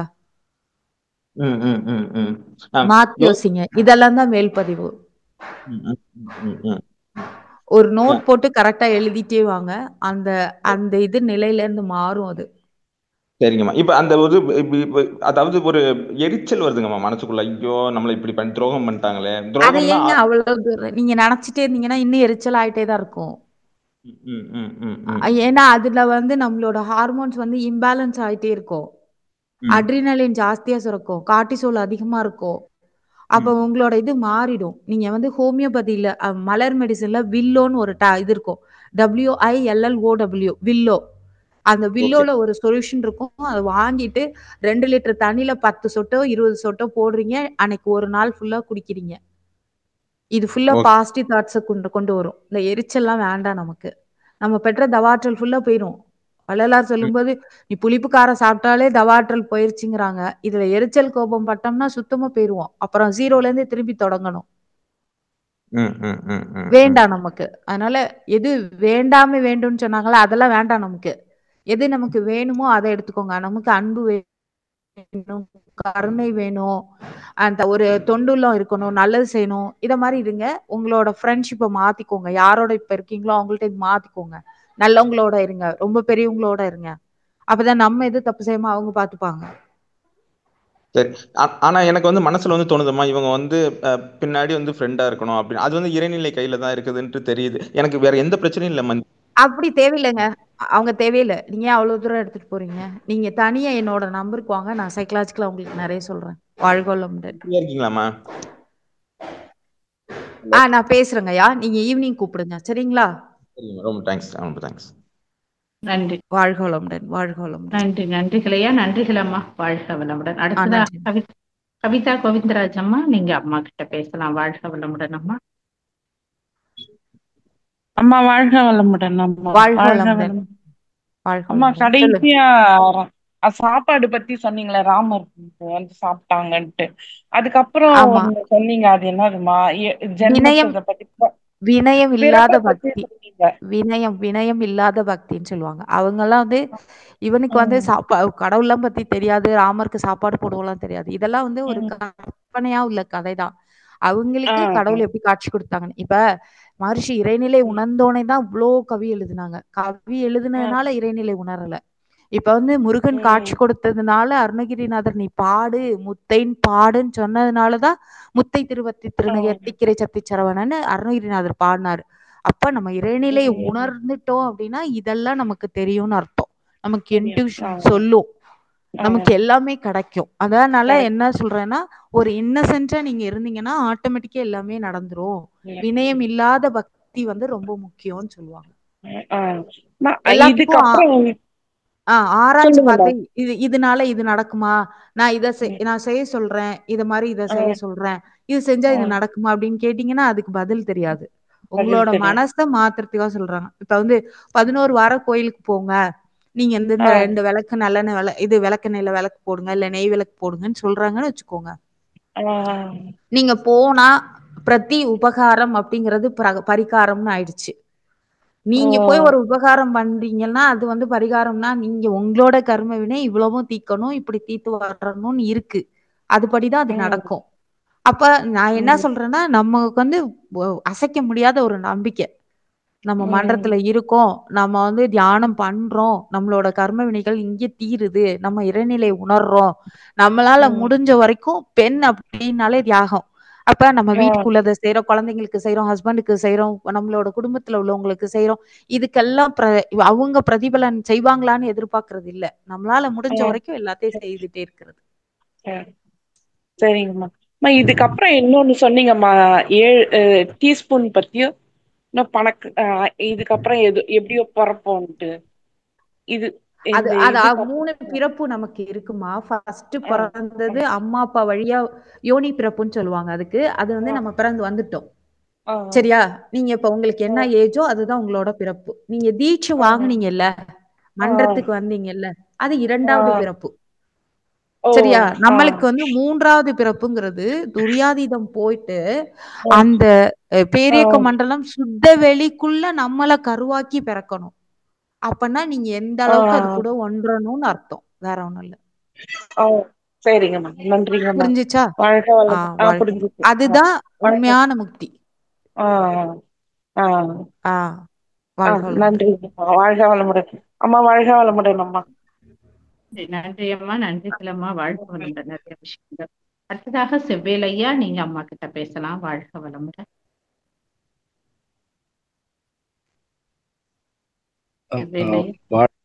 அம்மா ரொம்ப கேட்கல, இருந்தாலும் உங்களுடைய இது கேட்டேன். அந்த நம்ம மகரிஷி ஐயா எவ்வளவு நம்மளுக்கு ஈஸியா கொடுத்துருக்காருன்னா, நம்ம பாமர மக்களும் வந்து உண்மையாவே அத நிகழ்ச்சி நடக்குள்ள ரொம்ப மகிழ்ச்சியா இருக்கு. நான் வந்து முஸ்லீம் கண்ட்ரில தான் இருக்கேன். இருந்தாலும் இங்க 5 முறை தொழுகை அந்த மகரிஷி சொன்ன கான்செப்ட் அந்த 3 to 6 நம்ம பண்ணா நான் நல்லதுன்னொடனே அந்த பள்ளி தொழுகையும் காலையில ஏர்லி மார்னிங் ஒண்ணு இருக்கு. அதே மாதிரிமா அந்த முஸ்லீம் கண்ட்ரில வேலை செய்யினாலும் அவங்களுக்கு அந்த தன்முனைப்புன்றது பயங்கரமா இருக்கு. 5 வேலை தொழறாங்க தான், கரெக்டா கான்பிடண்டா போறாங்க. இருந்தாலும் அந்த மகரிஷி சொன்ன நம்ம அகத்தாய்வு செய்யாததுனால அவங்க கிட்ட நம்மளால பேசி முன்னே வர முடியலமா. அந்த அளவுக்கு அவ்வளோ ரொம்ப இதா இருக்காங்க, தொழறாங்க. அந்த அளவுக்கு இன்னும் அந்த படம் எடுத்து. ஆனா அந்த மகரிஷி எவ்வளவு எளிமையா நம்ம மகாபாரதம் எதுவும் படிக்காத அளவு கூட எளிமையா ஈஸியா உள்ள போய் நான் அந்த பயிற்சி மட்டும் நம்ம தொடர்ந்து செஞ்சுட்டு வந்தாலே அவ்வளவு லகுவமா ஈஸியா நம்ம போய் அவ்வளவு மனம் பண்படுது. அகத்தாய்வு செய்ய செய்ய அன்னைய குணங்களை போக்க போக்க குறைஞ்சிக்குதுமா. அதுவும் நீங்க சொன்னீங்க, ரொம்ப சிறப்பா சொன்னீங்க, ரொம்ப மகிழ்ச்சியாவும் இருக்குதுமா. அதே மாதிரிமா நம்ம இன்னும் இந்த உயர்வு நிலைய இன்னும் தக்க வச்சுக்கணும், நம்ம என்ன வழிகள் செய்யலாமா? பயிற்சி தான் ஐயா. பயிற்சி பண்ணா எல்லாமே கிடைக்கும், அவ்வளவுதான், வேற எதுவுமே இல்ல. ஒரே பதில் பயிற்சி பயிற்சி பயிற்சி பயிற்சி. அதாவது நீங்க அவங்களாம் தன்முனைப்பா இருக்காங்கன்னு சொன்னீங்கல்ல, அது வந்து அவங்க ரொம்ப அடிமைப்பட்டு அதுக்கப்புறம் வந்தவங்கயா, அதனால அவங்க அப்படி இருக்காங்க. எல்லாரும் அப்படி இருக்க மாட்டாங்க, அதுலயும் தன்மையானவங்க இருப்பாங்க. நமக்கு தெரியுறது ஃபுல்லா அவங்களே அதுதான். ஃபர்ஸ்ட் லாங்குவேஜ் ப்ராப்ளம் இருக்கும், அவங்களோட இதுல அவங்க இதுப்பா இருப்பாங்க. அவங்க மக்களுக்குள்ள அவங்க லாங்குவேஜ் பேசுறோமா, ஏன்னா நம்ம வந்து கொய்த்துக்கிட்ட போக முடியாது. அந்த எஜிப்சியன் மக்கள்கிட்ட அவங்க அரபிக் அதே லாங்குவேஜ்ல தான் பேசுறோம். மேக்சிமம் ஒரு 50-60% மேல பேச முடியும். இருந்தாலும் அவங்க அந்த ரஜோ குணம், அந்த எப்படி அந்த குணம் வந்து அந்த அளவுக்கு அதை நான் உணர்ந்துக்கிட்டேன். அதை உணர்ந்துக்கிறதுனாலதான் சைலண்டா, அதனாலதான் நம்ம மனவளக்கலையில இருக்கோம். சரியா, எல்லாரையும் அட்ஜஸ்ட் பண்ணி நம்ம கொண்டு போறதுக்கு தான் இருக்கோம். இவங்க ஏன் இப்படி பண்ணாங்கன்னு எந்த கேள்வியும் நம்ம கேட்க கூடாது, அதுதான் மன்றத்துல இருக்கும். புரியுதா? ஏன்னா இவங்க ஏன் இப்ப நம்ம வந்து எல்லா பிரச்சனையும் வரும், நம்ம சால்வ் பண்ணிக்கிறதுக்கு மகர்ஷி எல்லாமே நமக்கு தந்திருக்காங்க. நீங்க அந்த 6 குணத்தை சீரமைச்சிட்டோம்னாலே எல்லா கேள்வியும் நீங்க யார் கேள்வி கேட்டாலும் நீங்க அதை எடுத்து பாருங்க. 6 குண சீரமைப்பு நம்ம பண்ணிட்டு தற்சோதனை பண்ணிருந்தோம்னா நம்ம கரெக்டா இருப்போம். கரெக்டா, maybe correct, I'm not always correct. நான் ரொம்ப கரெக்டானவன்னு சொல்ல முடியாது. வாய்ப்பு கிடைக்கல, நான் தப்பு பண்ணல, வாய்ப்பு கிடைக்காம பாத்துக்கலாம். ரொம்ப சிறப்பா, ரொம்ப சிறப்பான உங்க ஒவ்வொரு உரையும் ரொம்ப உள்ள நெகிழ வைக்கிற மாதிரி தான் இருக்கு. ரொம்ப நல்லா இருக்கு. ரொம்ப நாள் ஆச்சு வரலையே, கரெக்டா வந்தீங்க, ரொம்ப நல்லதுமா. வாழ்க்கை கொடுக்கலங்கய்யா, கொடுத்தாங்க வந்துட்டேன். வாழ்க்கை வளமுடன். சரிங்கம்மா, ரொம்ப நல்லது. வாழ்க்கை வளமுடன்மா. அடுத்ததாக கலைமதி மோகனசுந்தரம் அம்மா, நீங்க அம்மா கிட்ட பேசலாம். வாழ்க வளமுடன் அம்மா. வணக்கம் அம்மா. வணக்கம் அம்மா. வாழ்க வளமுடன். உங்க பேச்சு ரொம்ப நல்லா இருந்ததுங்கம்மா. நானும் ரொம்ப நாளா எதிர்பார்த்துட்டு இருந்தேன், இன்னும் நீங்க வரலையேன்ட்டு. எல்லாமே சிறப்பா சொன்னீங்க. மென்மையானது பலமானது அப்படின்னு சொன்னீங்க, வேதாத்ரி ஐயா சொன்னதா? அது இன்னொரு வாட்டி சொல்லுங்கம்மா, அது எப்படிங்கம்மா? மென்மையானது எது எளிமையானதோ அது வலிமையானது, எது வலிமையானதோ அது பாதுகாப்பானது. நீங்க ஒரு 10 நாளைக்கு காய்கல்பத்தை விட்டுட்டா அப்பதான் தெரியும் காய்கல்பம் எவ்வளவு முக்கியம்னு. செஞ்சிட்டு இருக்கும் போது அது எனக்கு எவ்வளவு நல்லது செஞ்சதுன்னு தெரியாது. காய்கல்பம் நைட்டு செஞ்சுட்டு படுக்கிறவங்களுக்கு ஹார்ட் அட்டாக் வராது. காலையில எந்திரிச்சு ஈவினிங் காய்கல்பம் செஞ்சிட்டீங்க அப்படின்னா ஸ்ட்ரோக்கோ ஹார்ட் அட்டாக்கோ வராது. நைட்டு படுக்க போகும்போது ஒண்ணு செய்ய சொல்லுவாங்க, நம்ம அதை செய்யறது இல்ல. சாப்பிடும் போது, குளிக்கும் போது, தூங்கும் போது எல்லாத்துக்குமே காய்கல்பம் ஒரு 10 தடவை அஸ்வினி முத்திரை பண்ணிட்டு ஒரு தடவை ஓஜஸ் பண்ணினோம்னு வச்சுக்கோங்களேன், உங்களோட நரம்பு மண்டலம் சீரா இருக்கும். சொல்ல முடியாத ரேர் டிசீஸ் ஃபுல்லா நரம்பு மண்டலத்துல தான் இருக்கும். அது ஒரு சின்ன இதுல மாறிடும். காய்கல்பத்தோட 10 நிமிஷம் எல்லாரும் பெரிய மருந்துன்னு நினைச்சிட்டு இருக்காங்க, அது ஒரு எக்ஸசைஸ். மகர்ஷி எப்படி இருந்தா அதை கொடுத்துருப்பாங்க, நீங்க யோசிச்சு பாருங்க. அவங்களோட எத்தனை வயசுக்கு அப்புறம் அதை கண்டுபிடிச்சு அதை கொடுத்துருக்காங்க. கண்ணு உங்களுக்கு நல்லா தெரியும், காது உங்களுக்கு நல்லா கேட்கும், உங்களோட நரம்பு மண்டலம், உங்களுக்கு இருக்கிற அத்தனை மண்டலங்களும் இயங்கும். அதுல வந்து மூலாதார தவம் வந்துரும், அதுக்கப்புறம் துரிய தவம் வரும், துரியாதீதத்தை உணர்றோம், ஒரு நித்தியானந்த தவம் இருக்கு. இந்த 3 தவங்களும் அதுல இருக்கு. அதுக்கப்புறம் அது வந்து இளமையா வச்சிருக்க உதவுது, நோய் எதிர்ப்பு சக்தி கொடுக்குது. அதுதான் சொல்றது, எது எளிமையானதோ அது வலிமையானது. நான் மென்மையானதுன்னு நினைச்சிருந்தேன். அதாவது மென்மையானது பலகீனமானதுன்னு நினைச்சிட்டு இருந்தேன் இவ்வளவு நாளா. இல்ல, எளிமையானதும் வலிமையானதுதான். மென்மையானதும் வலிமையானதுதான். பாறையில வந்து தண்ணி மோதும், நீங்க ராக்கி ஷோன்னு சொல்லுவாங்க. அதாவது சாண்டி ஷோ, மட்டி ஷோ, ராக்கி ஷோன்னு சொல்றது. மணல் பரப்போட இருக்கிற சீஷோருக்கு பேரு சாண்டி ஷோ. அதே கடல்ல வந்து பாறையோட இருந்துச்சுன்னு வச்சுக்கோங்க, அது பேர் ராக்கி ஷோ. சில இடத்துல சேரும் சகதியுமா இருக்கும், அந்த இடத்துலயும் கடல் தண்ணி வரும், அதுக்கு பேரு மட்டி ஷோ. அப்ப அந்த ராக்கி ஷோல தண்ணி போய் மோதும். அந்த தண்ணியில வந்து மென்மையானதுதான் தண்ணி, பாறை தான் வலிமையானது. அந்த இடத்துல பாறை மென்மையா இருக்கும், தண்ணி வலிமையா இருக்கும். அதனாலதான் அது போய் மோத மோத என்ன ஆகும்னா பாறை கரைஞ்சிருக்கும், இல்ல அதுல ஒரு வளைவு இருக்கும். மென்மையானதும் புரியுது. வலிமையானதுதான், மென்மையானதும் அதுக்கு வலிமையானதுதான். உதாரணமா நாணல் கூட சொல்லலாமா? நாணல் வந்து நல்ல மழை புயல்னா சாஞ்சிரும், அதுக்கப்புறம் எழுந்து நின்னுடும். ஆமா, கண்டிப்பா ஆலமரம்னா கண்டிப்பா. விழுந்துரும். ஆமா, நான் கரெக்ட் அப்படின்னு நினைச்சிருக்கேங்கம்மா. வந்து கரெக்ட் உங்க கரெக்ட். போன் நம்பர் அம்மா போட்டிருக்காங்க 9486, அது கரெக்டான நம்பராமா? Correct correct correct correct 416661. வந்து எனக்கு கரெக்ட். கொஞ்சம் ஹெல்த் இஷ்யூஸ் இருக்கு, அத ஹோமியோபதி எடுத்துக்குவேன் முந்தி. அதை பத்தி சரி, கேக்குறதுக்காக எப்ப போன் பண்ணலாங்கம்மா? சாயங்காலம் கேட்கலாம் பண்ணலாங்களாம்மா? கேட்கலாம். 6 மணிக்கு மேல ரொம்ப பண்ணுங்க, நன்றி. ஈவினிங் 6 மணிக்கு மேல பண்ணுங்க. எனக்கு காலேஜ் ஹவர்ஸ், அதுக்கப்புறம் பண்ண சொல்றேன். வாழ்க வளமுடன். ரொம்ப நன்றிங்கம்மா. வாழ்க வளமுடன் அம்மா. வாழ்க வளமுடன்மா. நன்றிங்கம்மா. நன்றி செல்லம்மா. அடுத்ததாக பிரேமலதா பாலாஜி, பாலராஜ் அம்மா, நீங்க பேசலாம். மைக்கு ஒரு முறை டச் பண்ணிட்டு பேசுங்கம்மா. பிரேமலதா வாழ்க வளமுடன்மா. வாழ்க வளமுடன்மா. வாய்ப்புக்கு வாழ்க நன்றி அம்மா. வளமுடன். வாழ்க வளமுடன் மேடம். வாழ்க வளமுடன் மேடம். நானும் சொல்லுங்க. நினைச்சிட்டு இருந்தேன், ரொம்ப நாளா உங்களை காணும். இன்னைக்கு என்னன்னா உடனே உட்காந்துட்டேன். சரி, உங்களோடது ரொம்ப நல்லா இருக்கும், கேட்கறதுக்கு ரொம்ப நல்லா இருக்கும். ரொம்ப மத வேறுபாடு இல்லாம மகரிஷியோட கருத்தை நிறைய சொல்வீங்க, அதனால எனக்கு ரொம்ப பிடிக்கும். வாழ்க வளமுடன். உங்கள்கிட்ட நான் ஒரு ஒரு டவுட்டு, எனக்கு ஹெல்த் இஷ்யூ பற்றி கொஞ்சம் கேட்கலாங்க. அம்மா, எனக்கு 52 ஏஜ் ஆகுது. ஆனால் வந்து சரி நான் சுகர் செக் டிசம்பர் மாதம் ஆலியாரில் தான் சித்தா மருத்துவத்தில் சுகர்லாம் செக் பண்ணேன். நார்மலாக இருக்குன்னு சொன்னாங்க, பார்டரில் தான் இருக்குது, ஒன்றும் பிரச்சனை இல்லைனாங்க. ப்ரெஷர் மட்டும் கொஞ்சம் இருக்குன்னாங்க. ஆனால் வந்து நான் வேற மாத்திரை மருந்து எதுவுமே சாப்பிட்றது இல்லைங்கம்மா. ஜஸ்ட் மகரிஷியோட உடற்பயிற்சி, தவம், காயக்கல்பம் இதை தான் செய்கிறேன். பார்க்குறவங்களாம் ரொம்ப ஒல்லியா இருக்கீங்க, ரொம்ப ஒல்லியாயிட்டீங்க, என்ன ஏதாவது பிரச்சனையா, ஹெல்த் இஷ்யூவா, எழுதுவேனா என்னால் ஒரு இதுவே செய்ய முடியலங்கம்மா. வெளியில போகிறதுக்கே நீங்க ரொம்ப காதுல இதுவாக இருக்கு. வாங்கிக்காதீங்க, காதுல சரிங்க வாங்கிக்காதீங்க. அது காதுல சரிங்கம்மா. வாங்குனீங்கன்னா நமக்கு மறுபடியும் சுகர் வந்துரும். காதுல அது வாங்கிக்காதீங்க. நம்ம சரிங்கம்மா. ஆரோக்கியமா இருக்கோம்னு நினைச்சுக்கோங்க, நம்ம ஆரோக்கியமா ஆமாங்க. இருக்கோம்னு நினைச்சுக்கோங்க.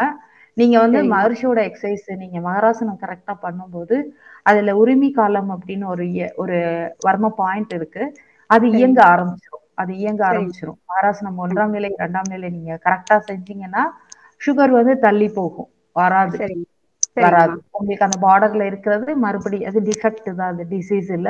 மறுபடியும் சரிங்கம்மா. அதோட நிலைக்கு வந்துரும். உணவு சரிங்க. முறைகளை கொஞ்சம் பார்த்துக்கோங்க. ஆமாம், நீங்க டயட்ல கவுனி பார்த்துதான் பார்த்துது கவுனி எதுவுமே அரிசி எக்ஸ்ட்ரா. எடுத்துக்கோங்க. கருப்பு கவுனி அரிசி எடுத்துக்கோங்க. அதுல இயற்கையாவே இன்சுலின் சுரக்கும். அந்த சரிங்கம்மா. ரைஸ் எடுத்துக்கோங்க. அதை எப்படி ஓகே. செய்யறதுன்னா யூடியூப்ல நிறைய இருக்கு. உங்களுக்கு எந்த செஞ்சுக்கிறேன். முறை பிடிச்சிருக்கோ அதுல சாப்பிடுங்க. சரியா? சரிங்க சரிங்கம்மா. வாழ்க வளமுடன். வாழ்க வேற வளமுடன். ஹோமியோபதி நீங்க மலர் மருத்துவம்லாம் சொல்வீங்க, அது எதுவும் சாப்பிடலாம் இல்ல, இப்போ வேணாங்களா? உங்களுக்கு எதுவுமே வேண்டாம், எதுவுமே வேண்டாம். ஓகே. நீங்க எக்ஸசைஸ கரெக்டா செஞ்சீங்கன்னா எதுவும் வேண்டாம். நான் எதுவுமே ஆ மெனோபாஸ் பிரச்சனையும் வந்துச்சுமா. அப்பையும் ஒரு பேராசிரியர், எங்க correct. பேராசிரியர் சொல்றாங்க, நம்மளோட மகரிஷி உடற்பயிற்சியை மட்டும் நீங்க செய்யுங்க, வேற எதுவுமே எடுத்துக்க வேண்டாம். அதை மட்டும்தான் கண்டிப்பா நான் ஃபாலோ பண்ணிட்டு நீங்க இருக்கேன். எவ்வளவு தூரத்துக்கு முடியுமோ அதையும் சரிங்க செய்யுங்க. கண்ணாடி தவம் செய்யுங்க. சரியா? சரிங்க கண்ணாடி தவம் நிறைய கண்ணாடி தவம் செஞ்சுட்டே இருங்க. சரிங்க. நம்ம எனர்ஜி எது லாஸ் ஆகுதோ அது ஃபுல்லா கிடைச்சிரும். ஓகேவா? ஓகே ஓகேம்மா. நன்றி அம்மா. வாழ்க வளமுடன். வாழ்க வாழ்க வளமுடன். வளமுடன். நன்றி அம்மா. நன்றி. வாழ்க வளமுடன். நன்றி நன்றிகளம்மா. அடுத்தது பெல்பாலா, நீங்க பேசலாம் அம்மா கிட்ட. வாழ்க வளமுடன். வாழ்க வளமுடன்மா. ரொம்ப வாழ்க மகிழ்ச்சிங்கம்மா. வளமுடன். நீங்க வந்து ரொம்ப தெளிவான சிந்தனை கொடுக்குறீங்க. மகரிஷியோட சிந்தனைகளை ரொம்ப ரொம்ப ஆராய்ந்து செஞ்சு கொடுத்துருக்கீங்க. ரொம்ப சந்தோஷம். அதுல எனக்கு ரொம்ப பிடிச்சது, வாழ்க இப்போ ஒரு கேள்வி பதில்ல எதை மறக்க நினைக்கிறாயோ அதை நினைக்க மறக்க வேண்டுங்கிற ரொம்ப சரியான ஒரு விஷயங்கம்மா. எண்ணம் ஆராய்தலா இருக்கட்டும், சினம் தவிர்த்தலா இருக்கட்டும், ஆசை சிறப்பா கண்டிப்பா. இருக்கட்டும், இது ரொம்ப பயனுள்ள ஒரு செயல்ங்கம்மா. இது எழுதிக்கூடியது. எனக்கு ஒரு சின்ன ஒரு மருத்துவம் சார்ந்த ஒரு கேள்விங்கம்மா. இப்ப கேளுங்க. எங்க பேர குழந்தைக்கு 4 வயசு ஆகுது, பையன். ஆ வந்து இப்ப இந்த ஸ்கூலுக்கு போகும்போது அழுகுறான். ஏன்னா வீட்டுல வந்து டிவி மொபைல்ல அடிக்ட் ஆயிட்டதுனால ஆ இது ரொம்ப சொகுசா இருந்துடுறாங்க. ஸ்கூலுக்கு போறோம்னா கஷ்டம். ஆனா ஸ்கூலுக்கு போயிட்டு வரும்போது ஜாலியா இருக்கிறான்னு வச்சுங்களேன். இப்ப அதெல்லாம் பிடிக்குது. ஆ பாடம் படிக்க பிடிக்குது, எல்லாமே பிடிக்குது. இதுக்கு ஹோமியோல மலர் மருத்துவத்துல ஏதாவது சஜஸ்ட் பண்ண முடியுமா நீங்க? அவர் நான் படிக்காத பண்றேன். பையன் நீங்க இல்ல. வீட்டுல வந்து எல்லாரும் மொபைல் யூஸ் பண்றதை கம்மி பண்ணிக்கோங்க. ஆமாங்கம்மா. அத நீங்க செஞ்சீங்கன்னா தான். ஏன்னா இது சின்ன ராமகிருஷ்ண கதை தான். எனக்கு ஒரு அம்மா அதாங்க. அழைச்சிட்டு வந்து குழந்தை வெல்லம் சாப்பிட்றானோடனே ஒரு வாரம் கழிச்சு அழைச்சிட்டு வான்னு சொன்னாங்கல்ல. ஆமா ஆமா ஆமா. ஏன் வந்தோடனே நீங்க ஸ்வீட் சாப்பிடாத இனிமே அப்படின்னு அவர் சொன்னார். ஏன் அன்னைக்கே அழைச்சிட்டு வரும்போது சொல்லிருக்கலாம்ல அப்படின்னு கேட்டது மாதிரிதான். உங்க உண்மைதாங்கம்மா. வீட்டுல நம்ம ஃபர்ஸ்ட் எல்லாரும் மாறணும். செல்ல வந்து கம்மி பண்ணுங்க. நீங்க சரி. நீங்க உங்களோட அந்த சூழ்நிலை மாத்துங்க. அவனை நிறைய வாழ்த்துங்க. சரிங்கம்மா. நான் வந்து மலர் மெடிசன்ல என்ன மருந்து வாங்கி கொடுக்குறேன்னு சொல்றேன். வில்லோவே போதும் அவனுக்குமே. வி- வில்லோவே சரிங்கம்மா. பாசிட்டிவ் எனர்ஜி கொண்டு வரும். அந்த புடிவாதத்துல இருந்து இது பண்ணும். அத வந்து அவன் தண்ணி குடிக்கிறதுக்கு அனுப்புறீங்களா, ஆமாங்க. அதுல ஒரு 10 சொட்டு 1 போட்டு அனுப்பி லிட்டர்ல விட்டுருங்க. வில்லோவே 10 போதும். சொட்டு சொன்னீங்க. 10 சொட்டு 10 சொட்டு போதும். வில்லோவே போதும். அவனே மாறிடுவான். நீங்க எல்லாரும் வாழ்த்தணும். ஒரு சூழ்நிலை வந்து நமக்கு வந்து மகர்ஷி இவ்ளோ பெரிய மகான் கிடைச்சிருக்காங்க. அவங்க இவ்ளோ ஆமாங்கம்மா. நல்ல விஷயத்த சொல்லியிருக்காங்க. அத ஆமா செய்யக்கூடிய இடம் நம்ம பட்டறைன்னு சொல்லுவோம் இல்லையா? அது பட்டை ஆமா. தீட்டக்கூடிய இடம் பட்டறை. அப்ப ஆமா. அந்த பட்டறைய வந்து நம்ம நல்லா வச்சுக்கணும். மனசா இருக்கட்டும், வீடா இருக்கட்டும், நம்மள சுத்தி இருக்கட்டும், எல்லா பொருளும் அடுக்கி இருக்கணும். அதது ஓகே. ஒழுங்குல இருக்கணும். திருப்பி எடுத்து கொண்டாந்து வைக்கணும். நீங்க அவன இப்பயே பழகணும். குளிக்க போகும்போது துண்டு எடுத்துட்டு போகணும். துண்ட கொண்டு வந்து காய வைக்கணும். சாப்பிட சரிங்க. வரும்போது தட்டை எடுத்துட்டு வரணும். தட்டை கொண்டு போய் சிங்க்ல போடணும். நீங்க காஃபி குடிச்சிட்டு கீழ வைக்கும்போது, "தம்பி வா கொண்டு போய் அங்க போடணும்னு" நீங்களும் கூட போய் சரிங்கம்மா. பழக்கணும். அப்படி பழக்குனாதான் தொட்டில் பழக்கம் ஆமா சுடுகாடு ஆமா. மட்டும். அதுதான் அ- எல்லாமே ஆமா நடைப்பழக்கம்னு ஆமா. சொல்லுவாங்க. செந்தமிழும் செந்தமிழ்னா பழக்கம். சிறியரும் செந்தமிழ் கைப்பழக்கம், செந்தமிழும் பழக்கம். நாப்பழக்கம். வைத்ததொரு நடைப்பழக்கம் சொல்லுவாங்க. ஒழுக்கம். அதுதான். அது ரொம்ப முக்கியம். குழந்தைங்க வளர்க்கும்போது ரொம்ப பார்த்து வளர்க்கணும். உங்கள பார்த்து அவங்க வளர்றாங்க. ஓகே. நீங்க இந்த ஜாலியா வில்லோ அந்த வந்து டைம் வச்சுக்கோங்க. ஒரு நிமிஷங்கம்மா. வில்லோ வந்து ஹோமியோ கடையில கிடைக்குங்களாம்மா? எவ்வளவு கிடைக்கும். அளவுன்னு எவ்வளவு அது அளவுன்னு வந்து வாங்கணுமா அது? அவங்கள்ட்ட கேளுங்க. ஒரு சின்ன பாட்டிலு 50 ஓகே. எம்எல், 25 எம்எல் அந்த மாரி கேளுங்க. அவங்களே ஓகே. தருவாங்க. தருவாங்க. ஓகேங்கம்மா. அது ஓகேங்கம்மா. அத மலர் வந்து மெடிசன். 10 சொட்டு 1 லிட்டர் தண்ணியில கலந்துக்கணும். அவ்வளவுதான், அவ்வளவுதான். ஃபுல்லா பாசிட்டிவ் எனர்ஜி. அந்த பிடிவாதம் போயிடும். அழுவ மாட்டான். ஓகேங்கம்மா. ஓகேங்கம்மா. அத ஒரு ரொம்ப நல்லா உருவாக்கிடலாம். ஓகேங்கம்மா. ரொம்ப சூழ்நிலை மகிழ்ச்சிங்கம்மா. மாறணும். உங்க நம்பர் வீட்ல நோட் பண்ணியிருக்கிறேங்கம்மா. டவுட்னா கூப்பிடுறேங்கம்மா ப்ளீஸ்மா. கண்டிப்பா. வீட்ல வந்து சூழ்நிலை மாறணும். எல்லாரும் செல்லு பார்த்துட்டு எப்படி போலீஸ்காரன் நடு ரோட்ல ஓரம்போன்னு சொல்லிட்டு போற மாரி போக்கூடாது. சரிங்கம்மா. சரிங்கம்மா. வாழ்க்கை. கரெக்ட். பெரியவங்களே மாறணும். ஆமா. அப்பதான் குழந்தை மாறும். குழந்தைய நான் எந்த குழந்தைய கூட்டு வந்தாலும் குழந்தைய திட்டவே மாட்டேன். சரிங்கம்மா. அவங்களுக்கு எக்சர்சைஸ் சொல்லிக் குடுங்க. அவங்களுக்கு பண்ணி குடுங்கன்னா, நீங்க பண்ணுங்க. உங்கள பார்த்து அவங்க மாறுவாங்க. எனக்கு வந்து என்னோட அப்பா தான் வித்யா குரு. என்னோட ஞானகுரு மகரிஷி. எங்க அப்பா நெறைய படிச்சு எல்லாம் பண்ணதுனால, அவங்க சொன்னத கேட்டதுனால தான் நான் எதுவும் நெறைய படிக்கல. 16 டிகிரி படிச்சிருக்கேன். 2 பிஹெச்டி படிச்சிருக்கேனே தவிர, இந்த விஷயமெல்லாம் எங்க அப்பாவும், எங்க தாத்தாவும் சொன்னதுதான். ஒரு தடவ சாப்பிட கூப்பிட்டா கூட, எங்க அப்பா ஒரு பாட்டு பாடிட்டு தான் சாப்பிடவே வருவாங்க. அவங்க வந்து தமிழ் எம்ஏ, இங்கிலீஷ் எம்ஏ. இருக்கும் இடம் தேடி என் பசிக்கு அன்னம் உருக்கமுடன் கொண்டு வந்தால் உண்பேன் அன்றி பெருக்க அழைத்தாலும் போகேன். இது ஃபுல்லா வள்ளலாரோட பாட்டு. அப்ப அவங்க எல்லாருமே இப்படிதான். அதனால எனக்கு வந்தது. வாழ்க வளமுடன். ரொம்ப மகிழ்ச்சிங்கம்மா. நீங்க வந்து மேலும் மேலும் இந்த தொண்டு சிறக்கிறதுக்கு உங்க நல்ல ஆரோக்கியத்தோட இருக்கிறதுக்கு வாழ்த்துக்கிறேங்கம்மா. வாழ்க வளமுடன்ங்கம்மா. வாழ்க வளமுடன். வாழ்க வளமுடன். நன்றி. நன்றிகளையா, நன்றிகளம்மா. அடுத்ததாக செவ்வேலையா நேரம் கருதி சுருக்கமாக கேட்டுக்காங்க. வாழ்க வளமுடன். ஆமா, இந்த பைபாஸ் சர்ஜரி பண்ணிருக்காமா, நம்ம உடற்பயிற்சி எத்தனை மாசம் கழிச்சு நம்ம செய்யலாமா? 3 மாசம் கழிச்சு செய்யலாங்கய்யா. 3 மாசம் முடிஞ்சா செய்யலாங்களாமா? 3 மாசம் சரிங்கம்மா, ரொம்ப முடிஞ்சு நல்லது. செய்யலாம். 3 மாசம் முடிஞ்சு செய்யலாம். 3 மாசத்துக்கு அவங்க அப்புறம் கால் வந்து அதான் கால் சொல்லுங்கம்மா. பயிற்சி செய்ய முடியாது. கைப்பயிற்சி, மூச்சு பயிற்சி, கண் பயிற்சி மட்டும் செய்யலாம். கண் பயிற்சி வஜ்ராசனம் இல்லாம உட்கார்ந்து செய்ய சொல்லுங்க. படுத்துட்டு செய்யறதுல 14 பாயிண்ட் அதாவது உடல் தளர்த்துதல், அந்த தேய்த்து விடுதல் இருக்குள்ள லாஸ்ட் 3 அது. அவங்களால மகராசனம் இப்ப செய்ய வேண்டாம். 6 மாசம் கழிச்சு மத்த செய்யலாங்கய்யா. 6 மாசம் கழிச்சா சரிங்க. எல்லாமே செய்யலாம். எல்லாமே செய்யலாம். 6 மாசம் கழிச்சா எல்லாமே செய்யலாம். எல்லாமே நல்லதுமா. செய்யலாம். எல்லாமே செய்யலாம். நார்மல் ஆயிடும் பாடி. சரிங்கம்மா. இது வந்து ஒன்லி இப்ப கை பயிற்சி, கால் பயிற்சி, அது மாதிரி 14 கால் பாயிண்ட் பயிற்சி அக்குப்ரெஷரும் அவங்களுக்கு நரம்பு எடுத்திருப்பாங்க. நரம்பு ஆமா, எடுத்திருப்பாங்க. அது ஆமா. பண்ண முடிஞ்சா பண்ண சொல்லுங்க. இல்லாட்டி வேண்டாம். உட்கார்ந்த நிலையிலே சுவாச பயிற்சியும், கண் பயிற்சி மட்டும் அடுத்தது படுத்துட்டு செய்யற 3 உடல் தேய்த்து விடுதல், 14 பாயிண்ட் அக்யூப்ரெஷர், ரிலாக்சேஷன். அது 3ம் அது மட்டும் செய்யும். சரிங்க. ரொம்ப நன்றிமா. மிக்க மகிழ்ச்சிமா. வாழ்க வளம். ரொம்ப சிறப்புமா. வாழ்க வளமுடன். வாழ்க வளமுடன். வாழ்க வளமுடன். நன்றிகளம்மா. அடுத்ததாக வள்ளிநாயகி முத்துக்குமாரம்மா நீங்க பேசலாம். வாழ்க வளம். அம்மா வாய்ப்பு கொடுத்ததுக்கு நன்றிமா. வாழ்க வளமுடன். சொல்லுங்க. அம்மா ஜாகிராமா வணக்கம். வணக்கம். எனக்கு உங்கள்ட்ட ஒரே ஒரு கொஸ்டின் என்னன்னா, எப்படி நீங்க இந்த மகரிஷிக்கு இதுக்கு வந்தீங்கன்னு சொல்லி. ஓகே. வித்தியாசமா இருக்குது. கண்டிப்பா தெரிஞ்சுக்கணும். எனக்கு என்னோட அம்மா நர்ஸ். அப்போ ரிஜிஸ்ட்ராரா இருந்தாங்க. ஆரம்பத்துல இருந்து எங்க அம்மா ஒரு நல்ல ஒர்க் பண்ணுவாங்க. நர்ஸ்னா 19 வயசுல எங்க அம்மா வேலைக்கு போனாங்க. அவங்களுக்கு மனோபாஸ் பீரியட்ல மனசு கொஞ்சம் இதாகி பேஷண்ட் ஆயிட்டாங்க. அதாவது மனசு பாதிக்கப்பட்டுருச்சு. அப்போ என்ன இருக்கும்போது வீட்ல ஆம்பளை பிள்ளைங்க இருந்தா வெளியில போயிடுவாங்க. பொண்ணு கூடவே இருக்கும். ஹிஸ்டீரியா பேஷண்ட் மாரி ஆயிட்டாங்க அம்மா. அதனால அவங்கள இவங்களுக்கு பாதிச்சிரும்னு சொல்லிட்டு நான் 10th முடிச்சு +1 +2 போகும்போதே முத்துப்பேட்டைங்கிற ஊர்ல எங்க அம்மாவோட ஊர் ஹாஸ்பிட்டல்லே பாஸ்கரன் ஒரு மாமா இருந்தாங்க. அவங்க தான் எனக்கு மனவளக்கலை பத்தி சொன்னது. அப்ப நான் பிஎஸ்சி படிக்கும்போதே எனக்கு சொல்லிட்டாங்க. நான் சிதம்பரம் அதுக்கு சொந்த ஊரு. சிதம்பரம் வந்தோனையும் எங்க அப்பா என்ன சொல்லிட்டாங்கன்னா, அப்ப இதுக்கு போகலான்னு சொல்லிட்டு எங்க ஃபேமிலி ஃப்ரெண்ட் இன்னொருத்தவங்க விசாலாட்சின்னு ஒரு அத்தை, அவங்க மன்றத்துல இருந்தாங்க. இவங்கலாம் என்னை கூட்டு போனாங்க. எனக்கு இது ரொம்ப புடிச்சிருச்சு. நான் தமிழ் நல்லா படிப்பேன். அப்புறம் தான் பிடிச்சது. இல்ல தமிழ் எனக்கு ரொம்ப பிடிக்கும். நான் தமிழ் நெறைய இது பண்ணுவேன். அப்புறமே வந்தோனே அதுல பக்தி மார்க்கம் ஃபுல்லா சொல்லிக் குடுத்துருக்காங்க வீட்ல. இங்க வந்தோனே டக்குன்னு ஞான மார்க்கம் வர்றதுக்கு ஈஸியா இருந்தது. இப்ப நீங்க எக்ஸாம்பிள் கூட உங்களுடைய அந்த மத நூல்ல இருந்து நீங்க எதுவுமே சொல்லல. எல்லாமே சைவம், வைணவம். எங்க பக்கம் பேசும்போது அத பேசுவேன். குரான்ல இருந்து அப்படியா? நோட் பண்ணேன்னு வச்சுக்கோங்க. இல்ல எங்களுக்கு நான் குரான் ஓதிப்பேன், 5 வேளை தொழுவேன், 30 நோன்பு வைப்பேன், எல்லாமே செய்வேன். சரி. எனக்கு இறைய தானே தேடுறோம். ஆமா. அதனால மதங்கள் தடை இல்ல. ஆமா. இல்ல ஆனாலும் உங்களுக்கு அதிகமான ஒரு உதாரணங்கள் அதுல இருந்து நீங்க எங்களுக்கு கொடுக்கல. அடுத்த தடவை அதுதான் குடுக்குறேன். ரொம்ப டிஃபரெண்டா இருந்துச்சு. வாழ்க வளமுடன். அடுத்த தடவை குடுக்குறேன். அதுல உள்ளது. முகமது நபி தான் லாஸ்ட் நபி. 1,28,000 நபிமார்கள் உருவாக்குனாங்க. லாஸ்ட் நபி முகமது நபி. முகமது நபியோட சீடர்களுக்கு பேரு சஹாபாக்கள்னு பேரு. அவங்களுக்கு சொன்ன கதையெல்லாம் அடுத்த தடவை சொல்றேன். வாழ்க வளமுடன். சரிம்மா. ரொம்ப அப்படி ஒரு தலைப்பை எடுத்துக்கிட்டு எங்களுக்கு சொல்லிக் கொடுங்கம்மா. வாழ்க வளமுடன் சொல்லித்தரேன். நன்றிம்மா. வாழ்க வளமுடன். வாழ்க வளமுடன். அடுத்ததாக மாலதியம்மா, நீங்க அம்மா கிட்ட பேசலாம். வாழ்க வளமுடன்.